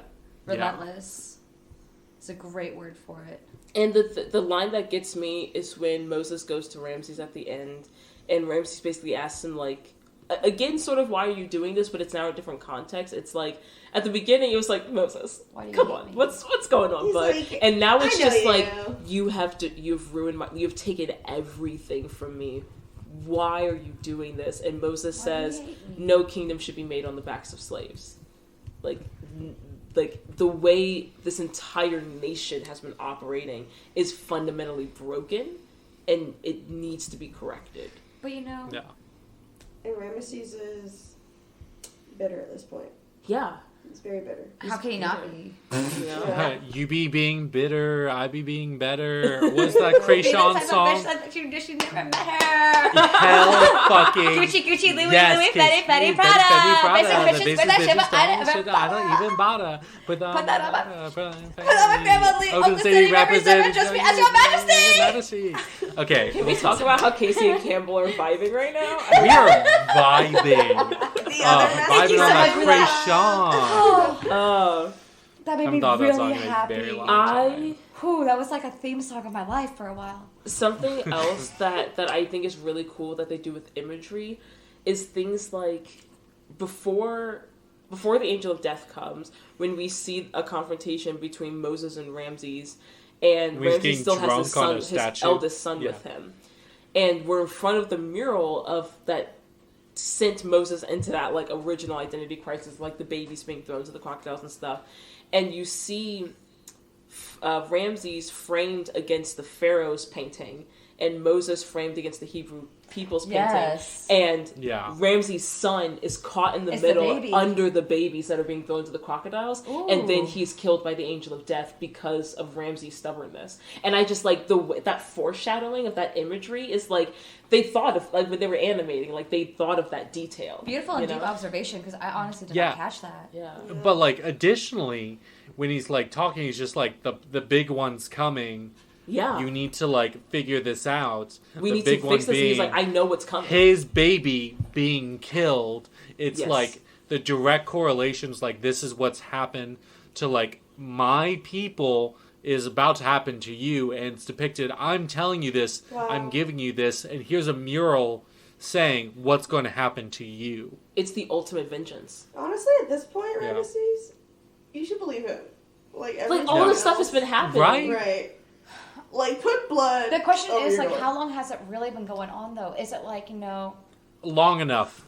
Right. Yeah. How does he not believe We're, like, 10 It goes back to what deep. you said. How, like, okay, so going back to, like, biblical reference, like, diving deeper than just the movie, she did mention that in the Bible it talks about how God hardened Ramses' heart. Yeah. Yeah. This was all just a power stunt.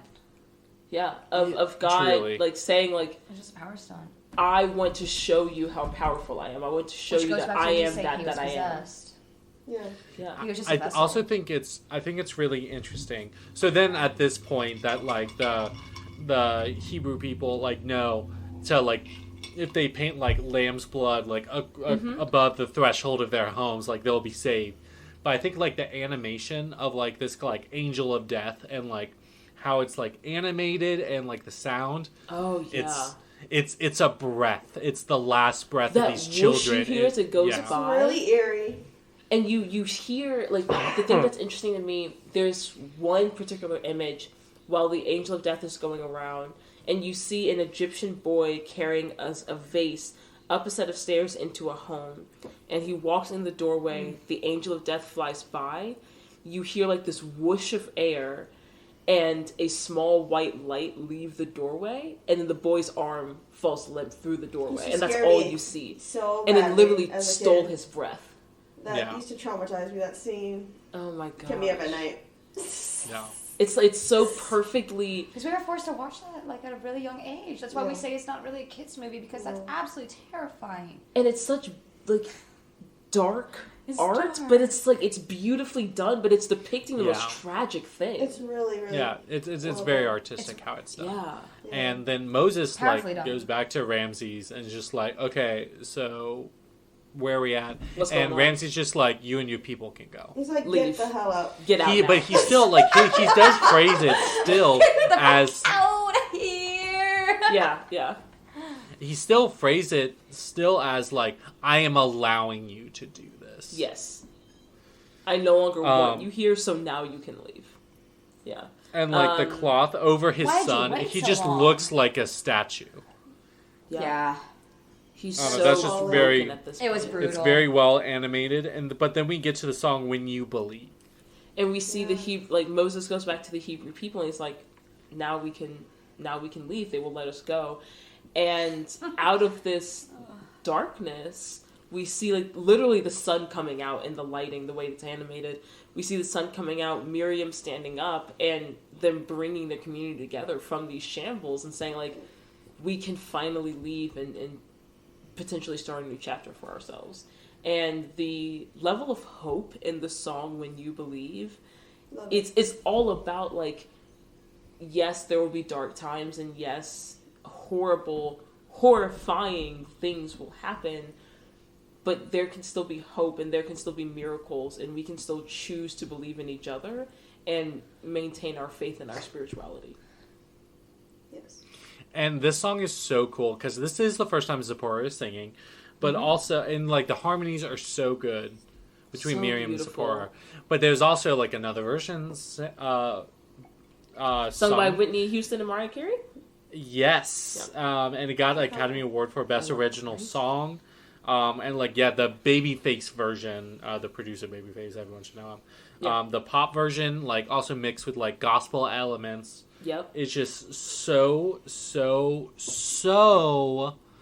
good. And the composition is really cool. It's just, during this Exodus is when the song is singing. It's very hopeful and very optimistic. But just some cool music theory stuff about it. Whitney Houston's verse is written in the key of B minor, and it's typical chord progression, A to G. Yeah. But then it modulates to D major for the chorus, and so she has a vocal range of F sharp 3 to F sharp 5, and then Mariah Carey's verse is set in the same key, but the song changes to E major, so there's different key shifts. I love that in this song, and it's modulating upward, so it's different. It's getting sharper and it's getting it's going up as their hope is building and as they're coming together. Yeah, for Whitney Houston, it's B minor to D major, and then for Mariah Carey, it's B minor to E major. And Mariah Carey's vocal range, at this time was E3 to A sharp 5, which is of course up there in the stratosphere. So ridiculous. And then it changes again, the last chorus, they go up to F sharp major. But Steve Jones from USA Today, people call this a soaring duet. Yeah. And across all genres, people think you're gonna vibe with this song. Yeah. I just think it's interesting in the duet how they the modulation, the chord progression, they progress to different chords. Yes. Yeah. In a duet. That's just Which so I also cool. think makes sense because they're representing Zipporah and Miriam, who are fundamentally very different women and very different characters. And you see them, the two of them, coming together and saying let's work together to come out of this. And again, we get similar to Deliver Us, where we had that soul sorrowful voice rising up above the group. Now we have this soul happy child's voice rising up above the group, symbolizing the future of their people and what can happen after this. And they're singing in Hebrew, and the translation is, "I will sing to the Lord, for he has triumphed gloriously. Who is like you in the heavens, O Lord? Who is like you, glorious in holiness? In your mercy you lead the children you have redeemed. In your love you lead the people you redeemed. I will sing, I will sing, I will sing." And that's what they're singing in Hebrew. Yeah, that's the Song of the Sea. Beautiful. Directly from Exodus. Yeah, yeah. It's so beautiful and it's so deep for an energy that just totally destroyed a whole nation. Yeah. And they're coming out of this and saying our God saved us from this. Us. You know? Our God is an awesome. Is awesome God. He reigns. I was saying that Okay, stop. Yes. No, we're cutting it. Too much mistake. You know that. It's Mistake. amazing. Yes. Made me so happy.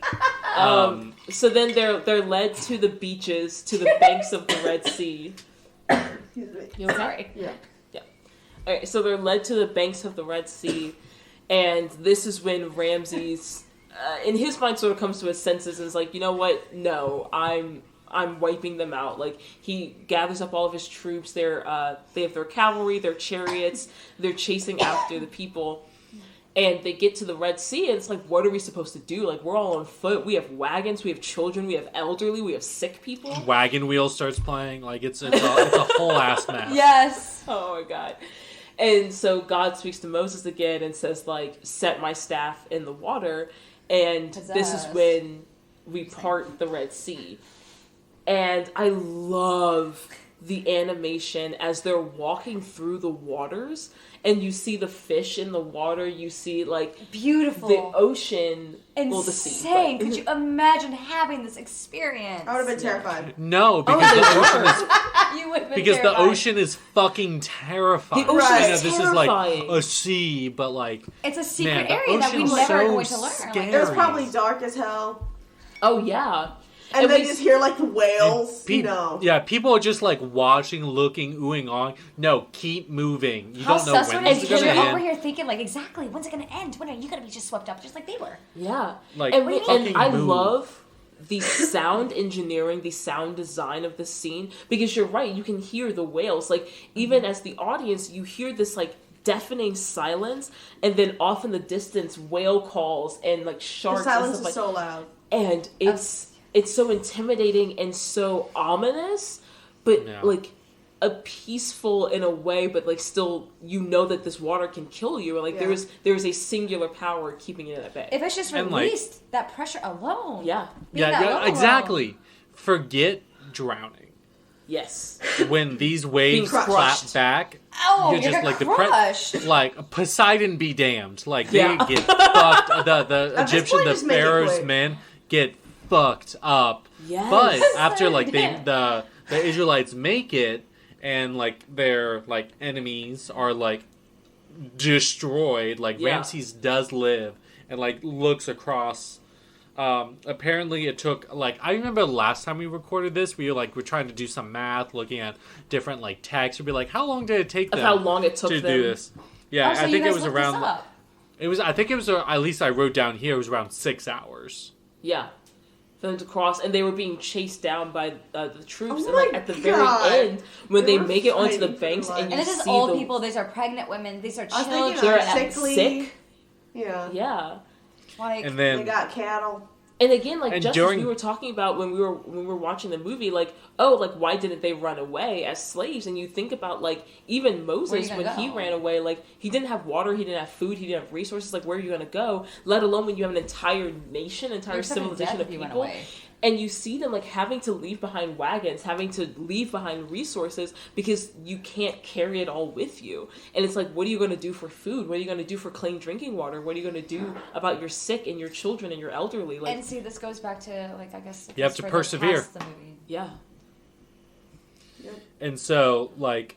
Then, and like the whole time they're singing the Song of the Sea, they didn't really persevere, and they finally make it to they finally make it to Mount Sinai, and then we get to like the Ten Commandments scene, and that's kind of the end of the movie. Then you start to fucking jam with Whitney Houston, and Mariah Carey fuck it up.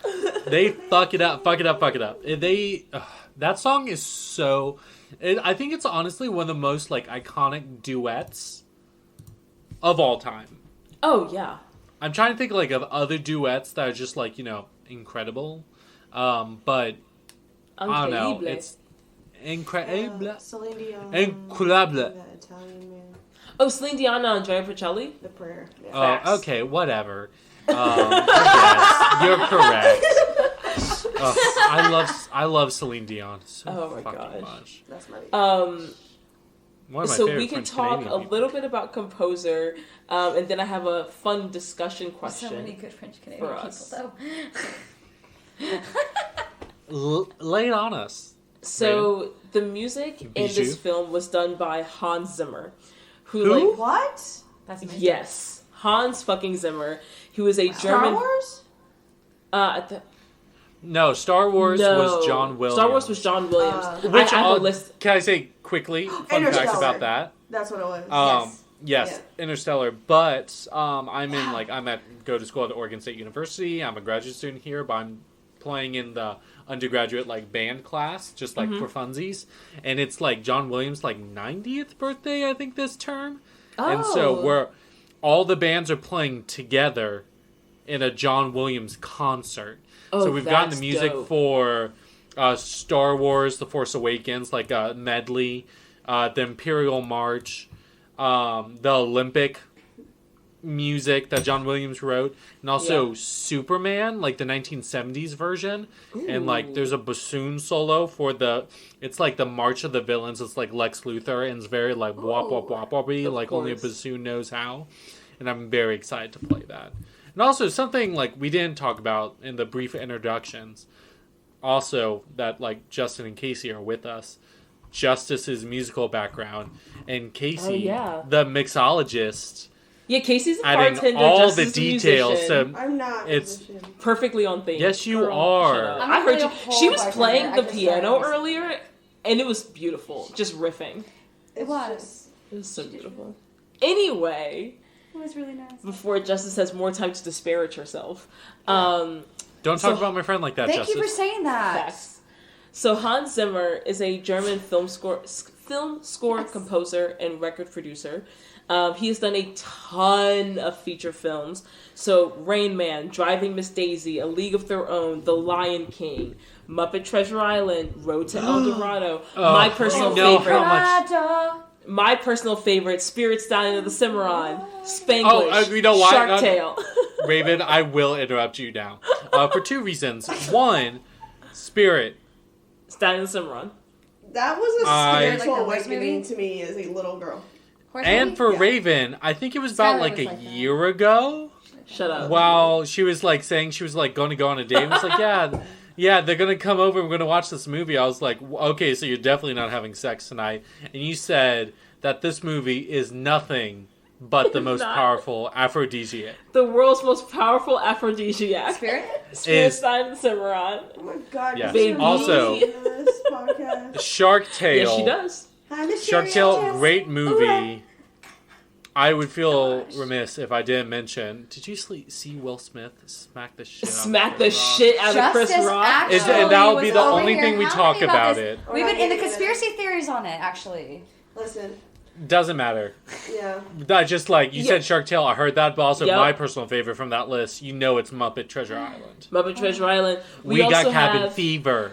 We also have Madagascar, The Da Vinci Code, Pirates of the Caribbean, the Christopher Nolan Batman series, so The Dark Knight, Christian Bale, like those. Interstellar. 12 Years a Slave and Hidden Figures, all of them Hans Zimmer. And that's like a fraction of what this man has accomplished.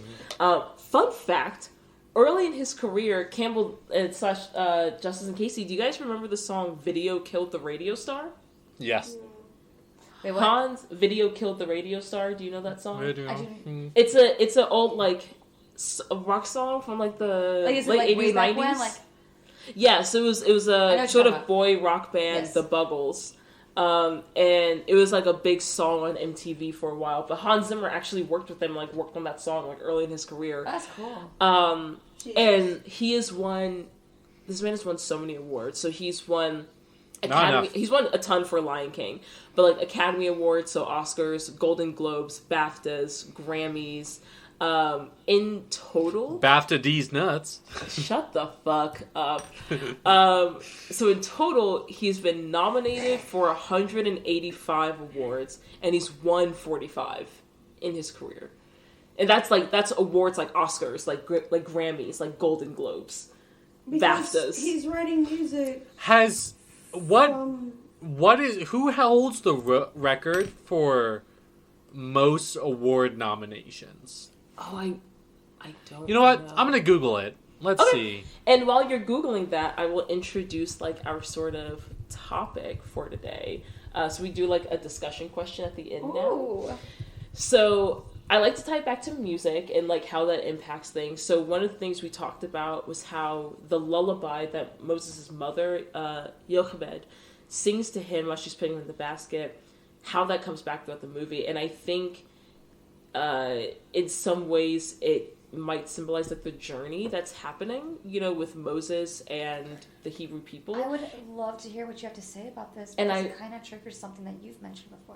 Yeah, I want to talk about like how music can help form our identity and like help us through like when we have identity crises, like Moses did. We have like who are we and who am I and what is my place in the world? How can music help Raven, guide us through that sometimes? Are we trying to cry? Okay, hold on. Yes, I'm gonna put yes, tequila in what? okay, I might have to join real on that. quick.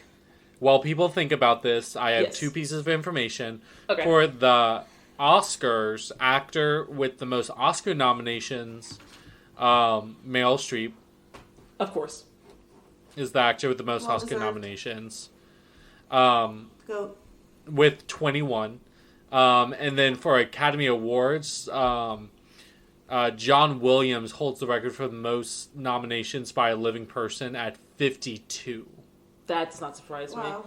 John Williams, like Star Wars. Like, while you guys answer, I can still hear you. I'm going to add more tequila to this drink because I am going to get really emotional about how music shapes identity. I kind of want to refresh my drink. Do you want to just take a good 5 minutes? We can think about our answers while we make a new drink, and then come back, discuss that, and then go into play. That's a great idea. Genius. Perfect. Awesome. So, repeat the question. Yes. So, effectively, I want us to just spend a couple of minutes talking about the role that music can play on, like, one, identity development, but also just helping you through a crisis. Like, when you get into, like, a really low place and there's that one piece of music or that one genre of music that you just latch onto, and it helps, like, pull you through that. Like, what can that feel like, and how does music play that role in our lives?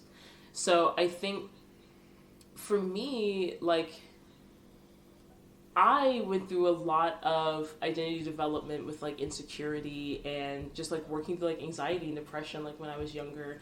And I literally, like, I have podcasts that I name after emotions. So I have, like, an insecurity playlist. So I have, like, an insecurity playlist. I have, like, a melancholy playlist. I have a happy, joyful playlist. So that, like, when there's a particular mood that I'm in, I, like, channel music that can help steer that emotion and, like, Absolutely. guide me through that, you know?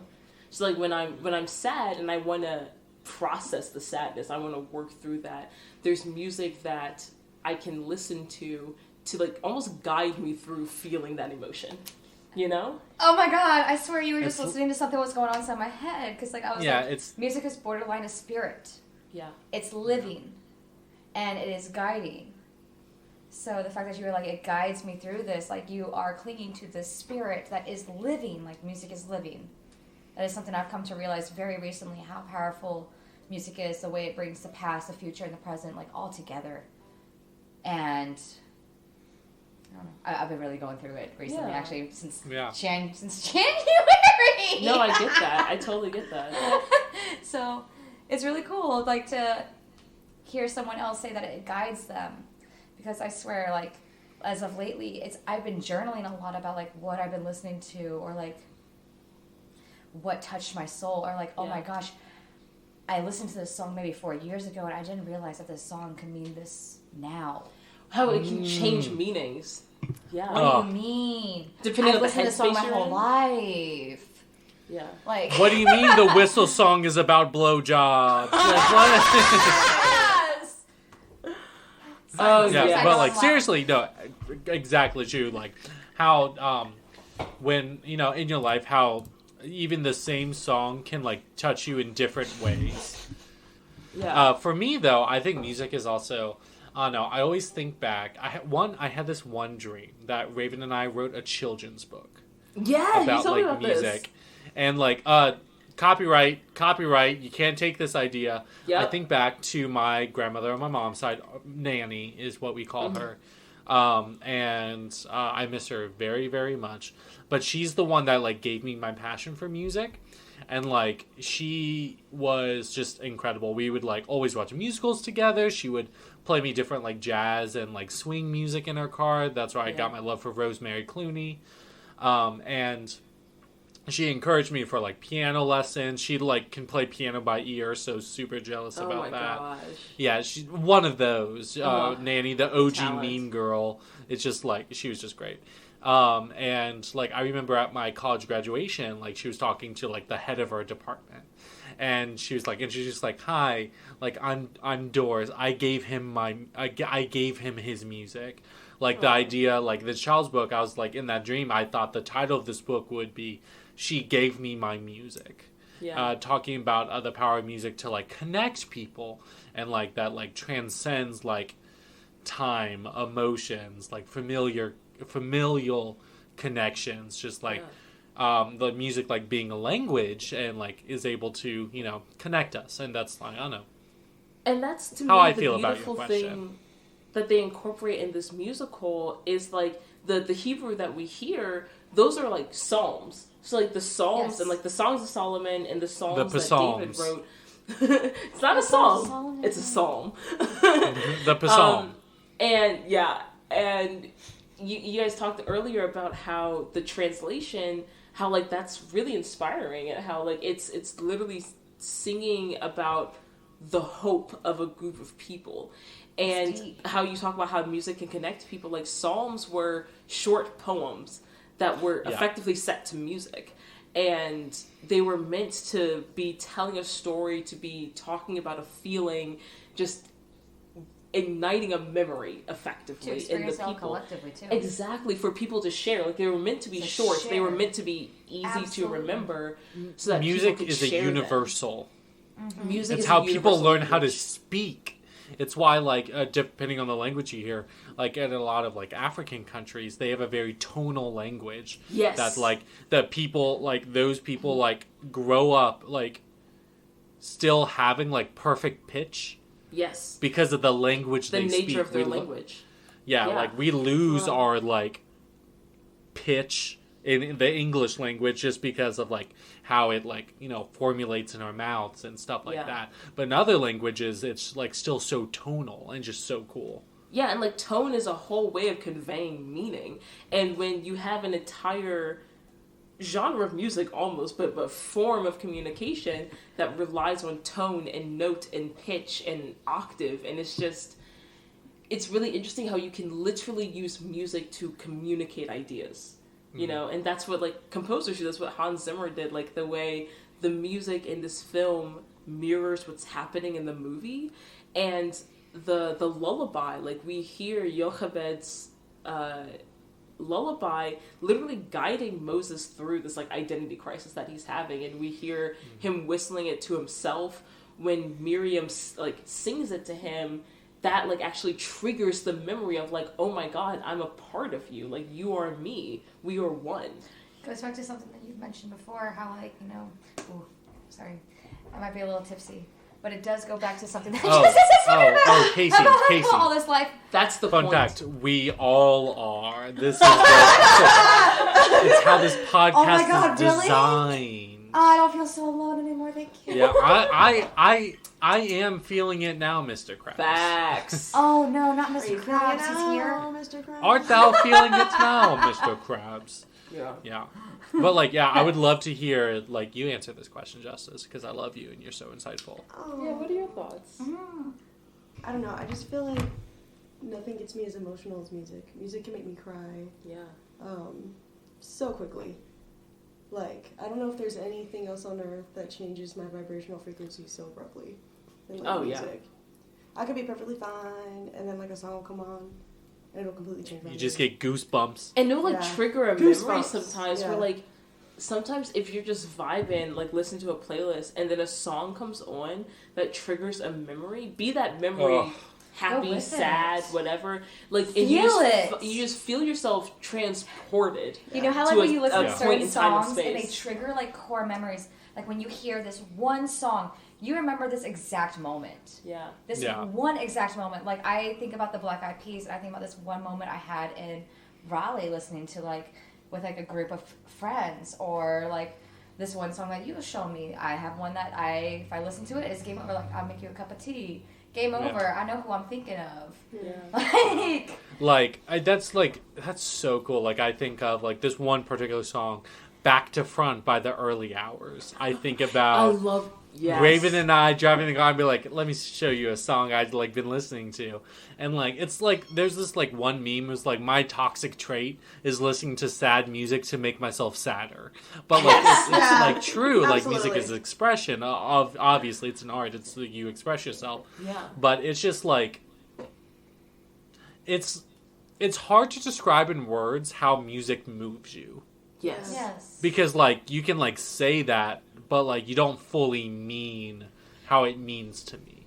And that's the beautiful thing about like film score composition is like what makes a piece of music feel sad? What makes it feel happy? Like what about that progression of notes feels sad? Is it the minor chord or the major lift? Like it's like thinking about those things and think about how like music can feel inspirational. Music can feel. It's different vibrations too. Like music is nothing but like different vibrations, different frequencies. Campbell studied the physics of sound. the only like Physics real yes. elective I was like allowed to take in undergrad. I still needed like for a math minor I had to take like something in the physics or math department, and I found there's a physics of music and sound class, and we like looked at like resonance frequencies and like how instruments are built, how they work. We like had trumpets in class, and we had it's mind blowing. We were able to what were the I'm trying to think back to physics classes, but there were these like plastic like things that will record sound that you can then like program into the computer. There's a very specific way to call it, and then we did a lot of stuff on Lon Kappa. This means nothing to the majority of people. Electrical engineering. Oh, the worst kind of engineers. The wizardry of the engineering world.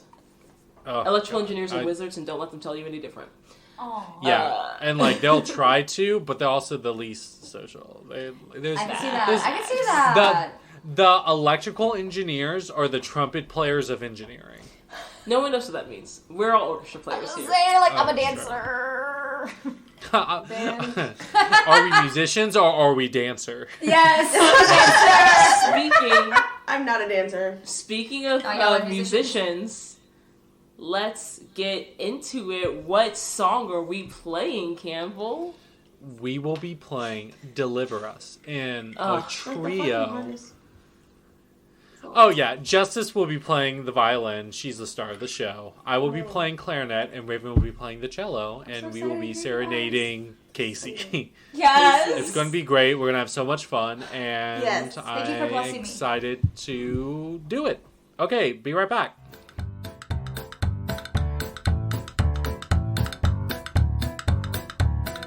Hey everyone, in addition to our other nonprofit partners, I would like to do a quick plug for the Daddario Foundation. The Daddario Foundation is a nonprofit grant-making organization that provides monetary and product support to high-quality music instruction programs on the front line to improve access to music education. And every single cent raised goes directly to getting kids involved in community music programs, acquiring and maintaining instruments, providing college scholarships, and supporting new innovations in music education across 41 U.S. states and 189 cities. They accept monetary donations, of course, but also instruments. So if you have an old instrument that you no longer use, please consider donating it to the Daddario Foundation, where they can get it into the hands of a student in need. However you're able to contribute, you can go to daddariofoundation.org/about/donate. That is Daddario Foundation, DADDARIO, foundation.org/about/donate. Now please enjoy the sultry sounds of me and Campbell destroying music. And that was pretty good. Yeah. Can you guys hear me at all? Oh, yeah. I can never hear you. No? I'll play louder. I also feel like I was... Oh, Justin, that's my drink. Oh. Which means it's probably going to be strong. She says, I need help! Yeah. It's also probably going to be more bitter than you used to. Okay. Yeah, Raven, I was right with you, so I think we were good. Nice. Okay. Yeah, I'll play louder. Much louder. So where do we want to start now? Can we... I feel like it'd be great to do like a really recognizable part, like the Deliver Us. Like to go into that. Okay, cool. Yeah, let's start there and then like try to get to 44, but we'll deal with it. Okay. 1, 2, 3, 4. 1, 2, 3, 4.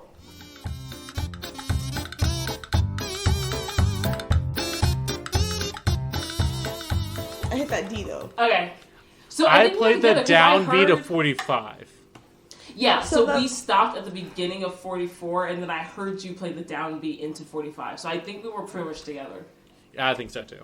Yeah.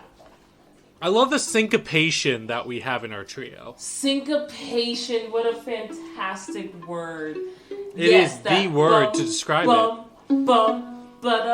Like, it's such a The beginning sounds rhythm. really nice. Yeah, it's such a driving rhythm. And then for me personally, it goes downhill. I think for all of us, a little bit. It was tough for me. I definitely did not hit a lot of notes. All those triplets really threw me off. Those 16th notes, the 16th note run down, Raven, you tried your best. I tried my best. My sight reading is very much stumble, fall, fumble, yes. Stay on the ground. You're not getting back up. Stay down. But then we Lift take your a bow breath up. and we start over. Yo, Mr. Wilson used to be like, lift your bow up. Stop. Okay. Bro. Okay. I want to do Yocheved's lullaby next. So, Let's moderately? go. Moderately, yeah. 1, 2, 3. 1, 2, 3.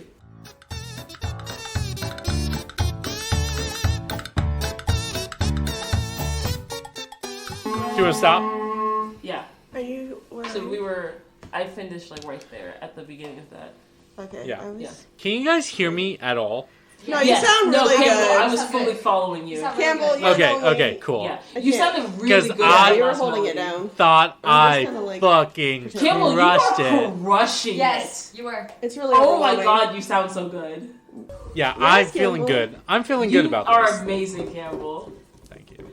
I was kind of following you. I think I may have been a little too slow because I was like trying not to rush. No, Raven, but- you're fine because I was also following you, which is not how Awesome. you're supposed to do with a delay, but like it's happening. But we're kind of following each other, which like works. Yeah. I'm just A little airbowing at this point. Okay, so do we want to do? We're going to go where we stopped off when Justice has that high F.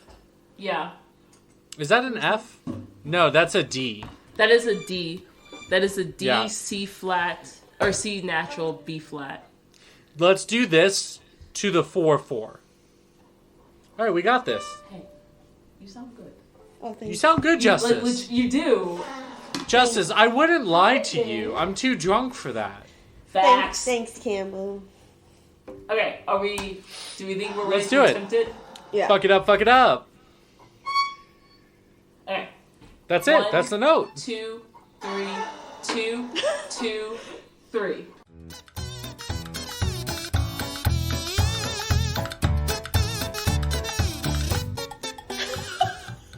I'm so sorry. No, We I did think it. we got that. Okay. We got I it. think the We last played the note last was note together. together. We did it. Congratulations, we did it. Do you Congratulations, want we to get done it. on a scale Okay. of 1 to 10? How would you rate this musical, everyone? I can go first. Okay. I'd give it a solid 8. Okay. I love that. Bane gives it a solid 8 too. I don't know. I always go a little higher than you, Campbell. I think a 9. Like, don't get me wrong. I think that some of the like representation and like, especially There's a disclaimer in the demonstration of, beginning. like Egyptian mythology and Egyptian beliefs and well, ancient Egyptian mythology and beliefs. I think that could have been done a little more respectfully, but from a film storytelling, film animation perspective, I think 9 out of 10 for sure. But also, that's what that disclaimer was in the beginning of the movie. They were like, hey, this is a representation of the text, but we do feel like the story, like the themes of the story and the music is representative of like the text this is drawn. Yes, Yeah. which is the Holy Bible. Yes. Yeah. LB Blood. What about you guys, Justin and Casey? What would Our you lovely ultimately guest. rate this musical 1 to 10? I would love to hear what Justice has to say first. I would probably... It gave me goosebumps. So I'd say 10. Yeah. If you can move me Nice. that deeply, it's a 10. I love that. The music's so I feel that fucking too. good. I'm over Yeah. here like, I have to give this movie a 10 purely because, like, once again, we just discussed what music means to us and what it does for us and how it spikes the spirits and guides the spirit, like, how it leads us. And this is a very nostalgic movie for me. This is something I was raised on. This is something that I was only allowed to watch for many years of my life. And it's very beautiful the way that it is not only, like, it's transformed over the years. Yeah. Holy shit. It has. Like, it's No not pun intended. what I saw when I first started watching it. I was more like, Ramsey's like clear mind, like headstrong on this one ideal. And Yeah. here I am as a grown ass woman looking at it, being like, wow, okay, there's It's a not lot black more. and white. There's a lot more that means, Yeah. There's some gray. and it's really Yeah. it's well done. It's Yeah. well done. Question. It's beautiful, advanced. Question for Casey and Justice. Did you have fun tonight? It's Oh so my much God, I fun. had so much fun. There you go. That's all we ask. I'm so intoxicated. I had so much fun. Yeah. I hope to do this again. I hope you guys don't think I'm annoying. I hope y'all have me back. That was No. so No, this has been a really fun time. King of drinks. Next time. Okay, so Campbell, Yes, Raven. where can you find us? Well, obviously, you're listening to the episode. You already know how to find us. But if you Facts. want to share this podcast, which I hope you do, with all your friends and families, loved ones, strangers, enemies, you can do so with the following. You can find us wherever podcasts are found. So that's, Spotify, Apple Podcasts, Amazon Podcasts, Stitcher, Podbean, Yep. iHeartRadio, Pandora. Literally anywhere podcasts are found, we are found. And if you find us and you like us, the easiest way to support us is to like, rate, and review us favorably. Hopefully you liked our podcast. If you do, please show your appreciation. But if you didn't like this episode, or if you have some, constructive criticisms or not constructive criticisms, Raven and I would be happy to mock you for those incorrect feelings. But you can send that along to our email, boozicals, boozicals, @gmail.com, or you can follow us, and I hope you do, on Instagram @boozicals, where there's new episodes that come out. I like to Photoshop us into fun pictures from the musicals. I share a lot of resources from the music education nonprofits that we support. And yeah, that's what you should do. Do the thing. Do all of the things Do the do. that we Yes. tell you to do. Yes, and at that Watch I musicals. bid my lovely, lovely guest, Anne Raven, Our lovely who's also ladies. lovely. Our lovely ladies. Ladies. Da da da da da. Yes. Oh, Les Mis, so good. Okay, bye y'all. Bye. It was so nice to meet you. Bye bye. Nice to meet you too, Casey. It was amazing.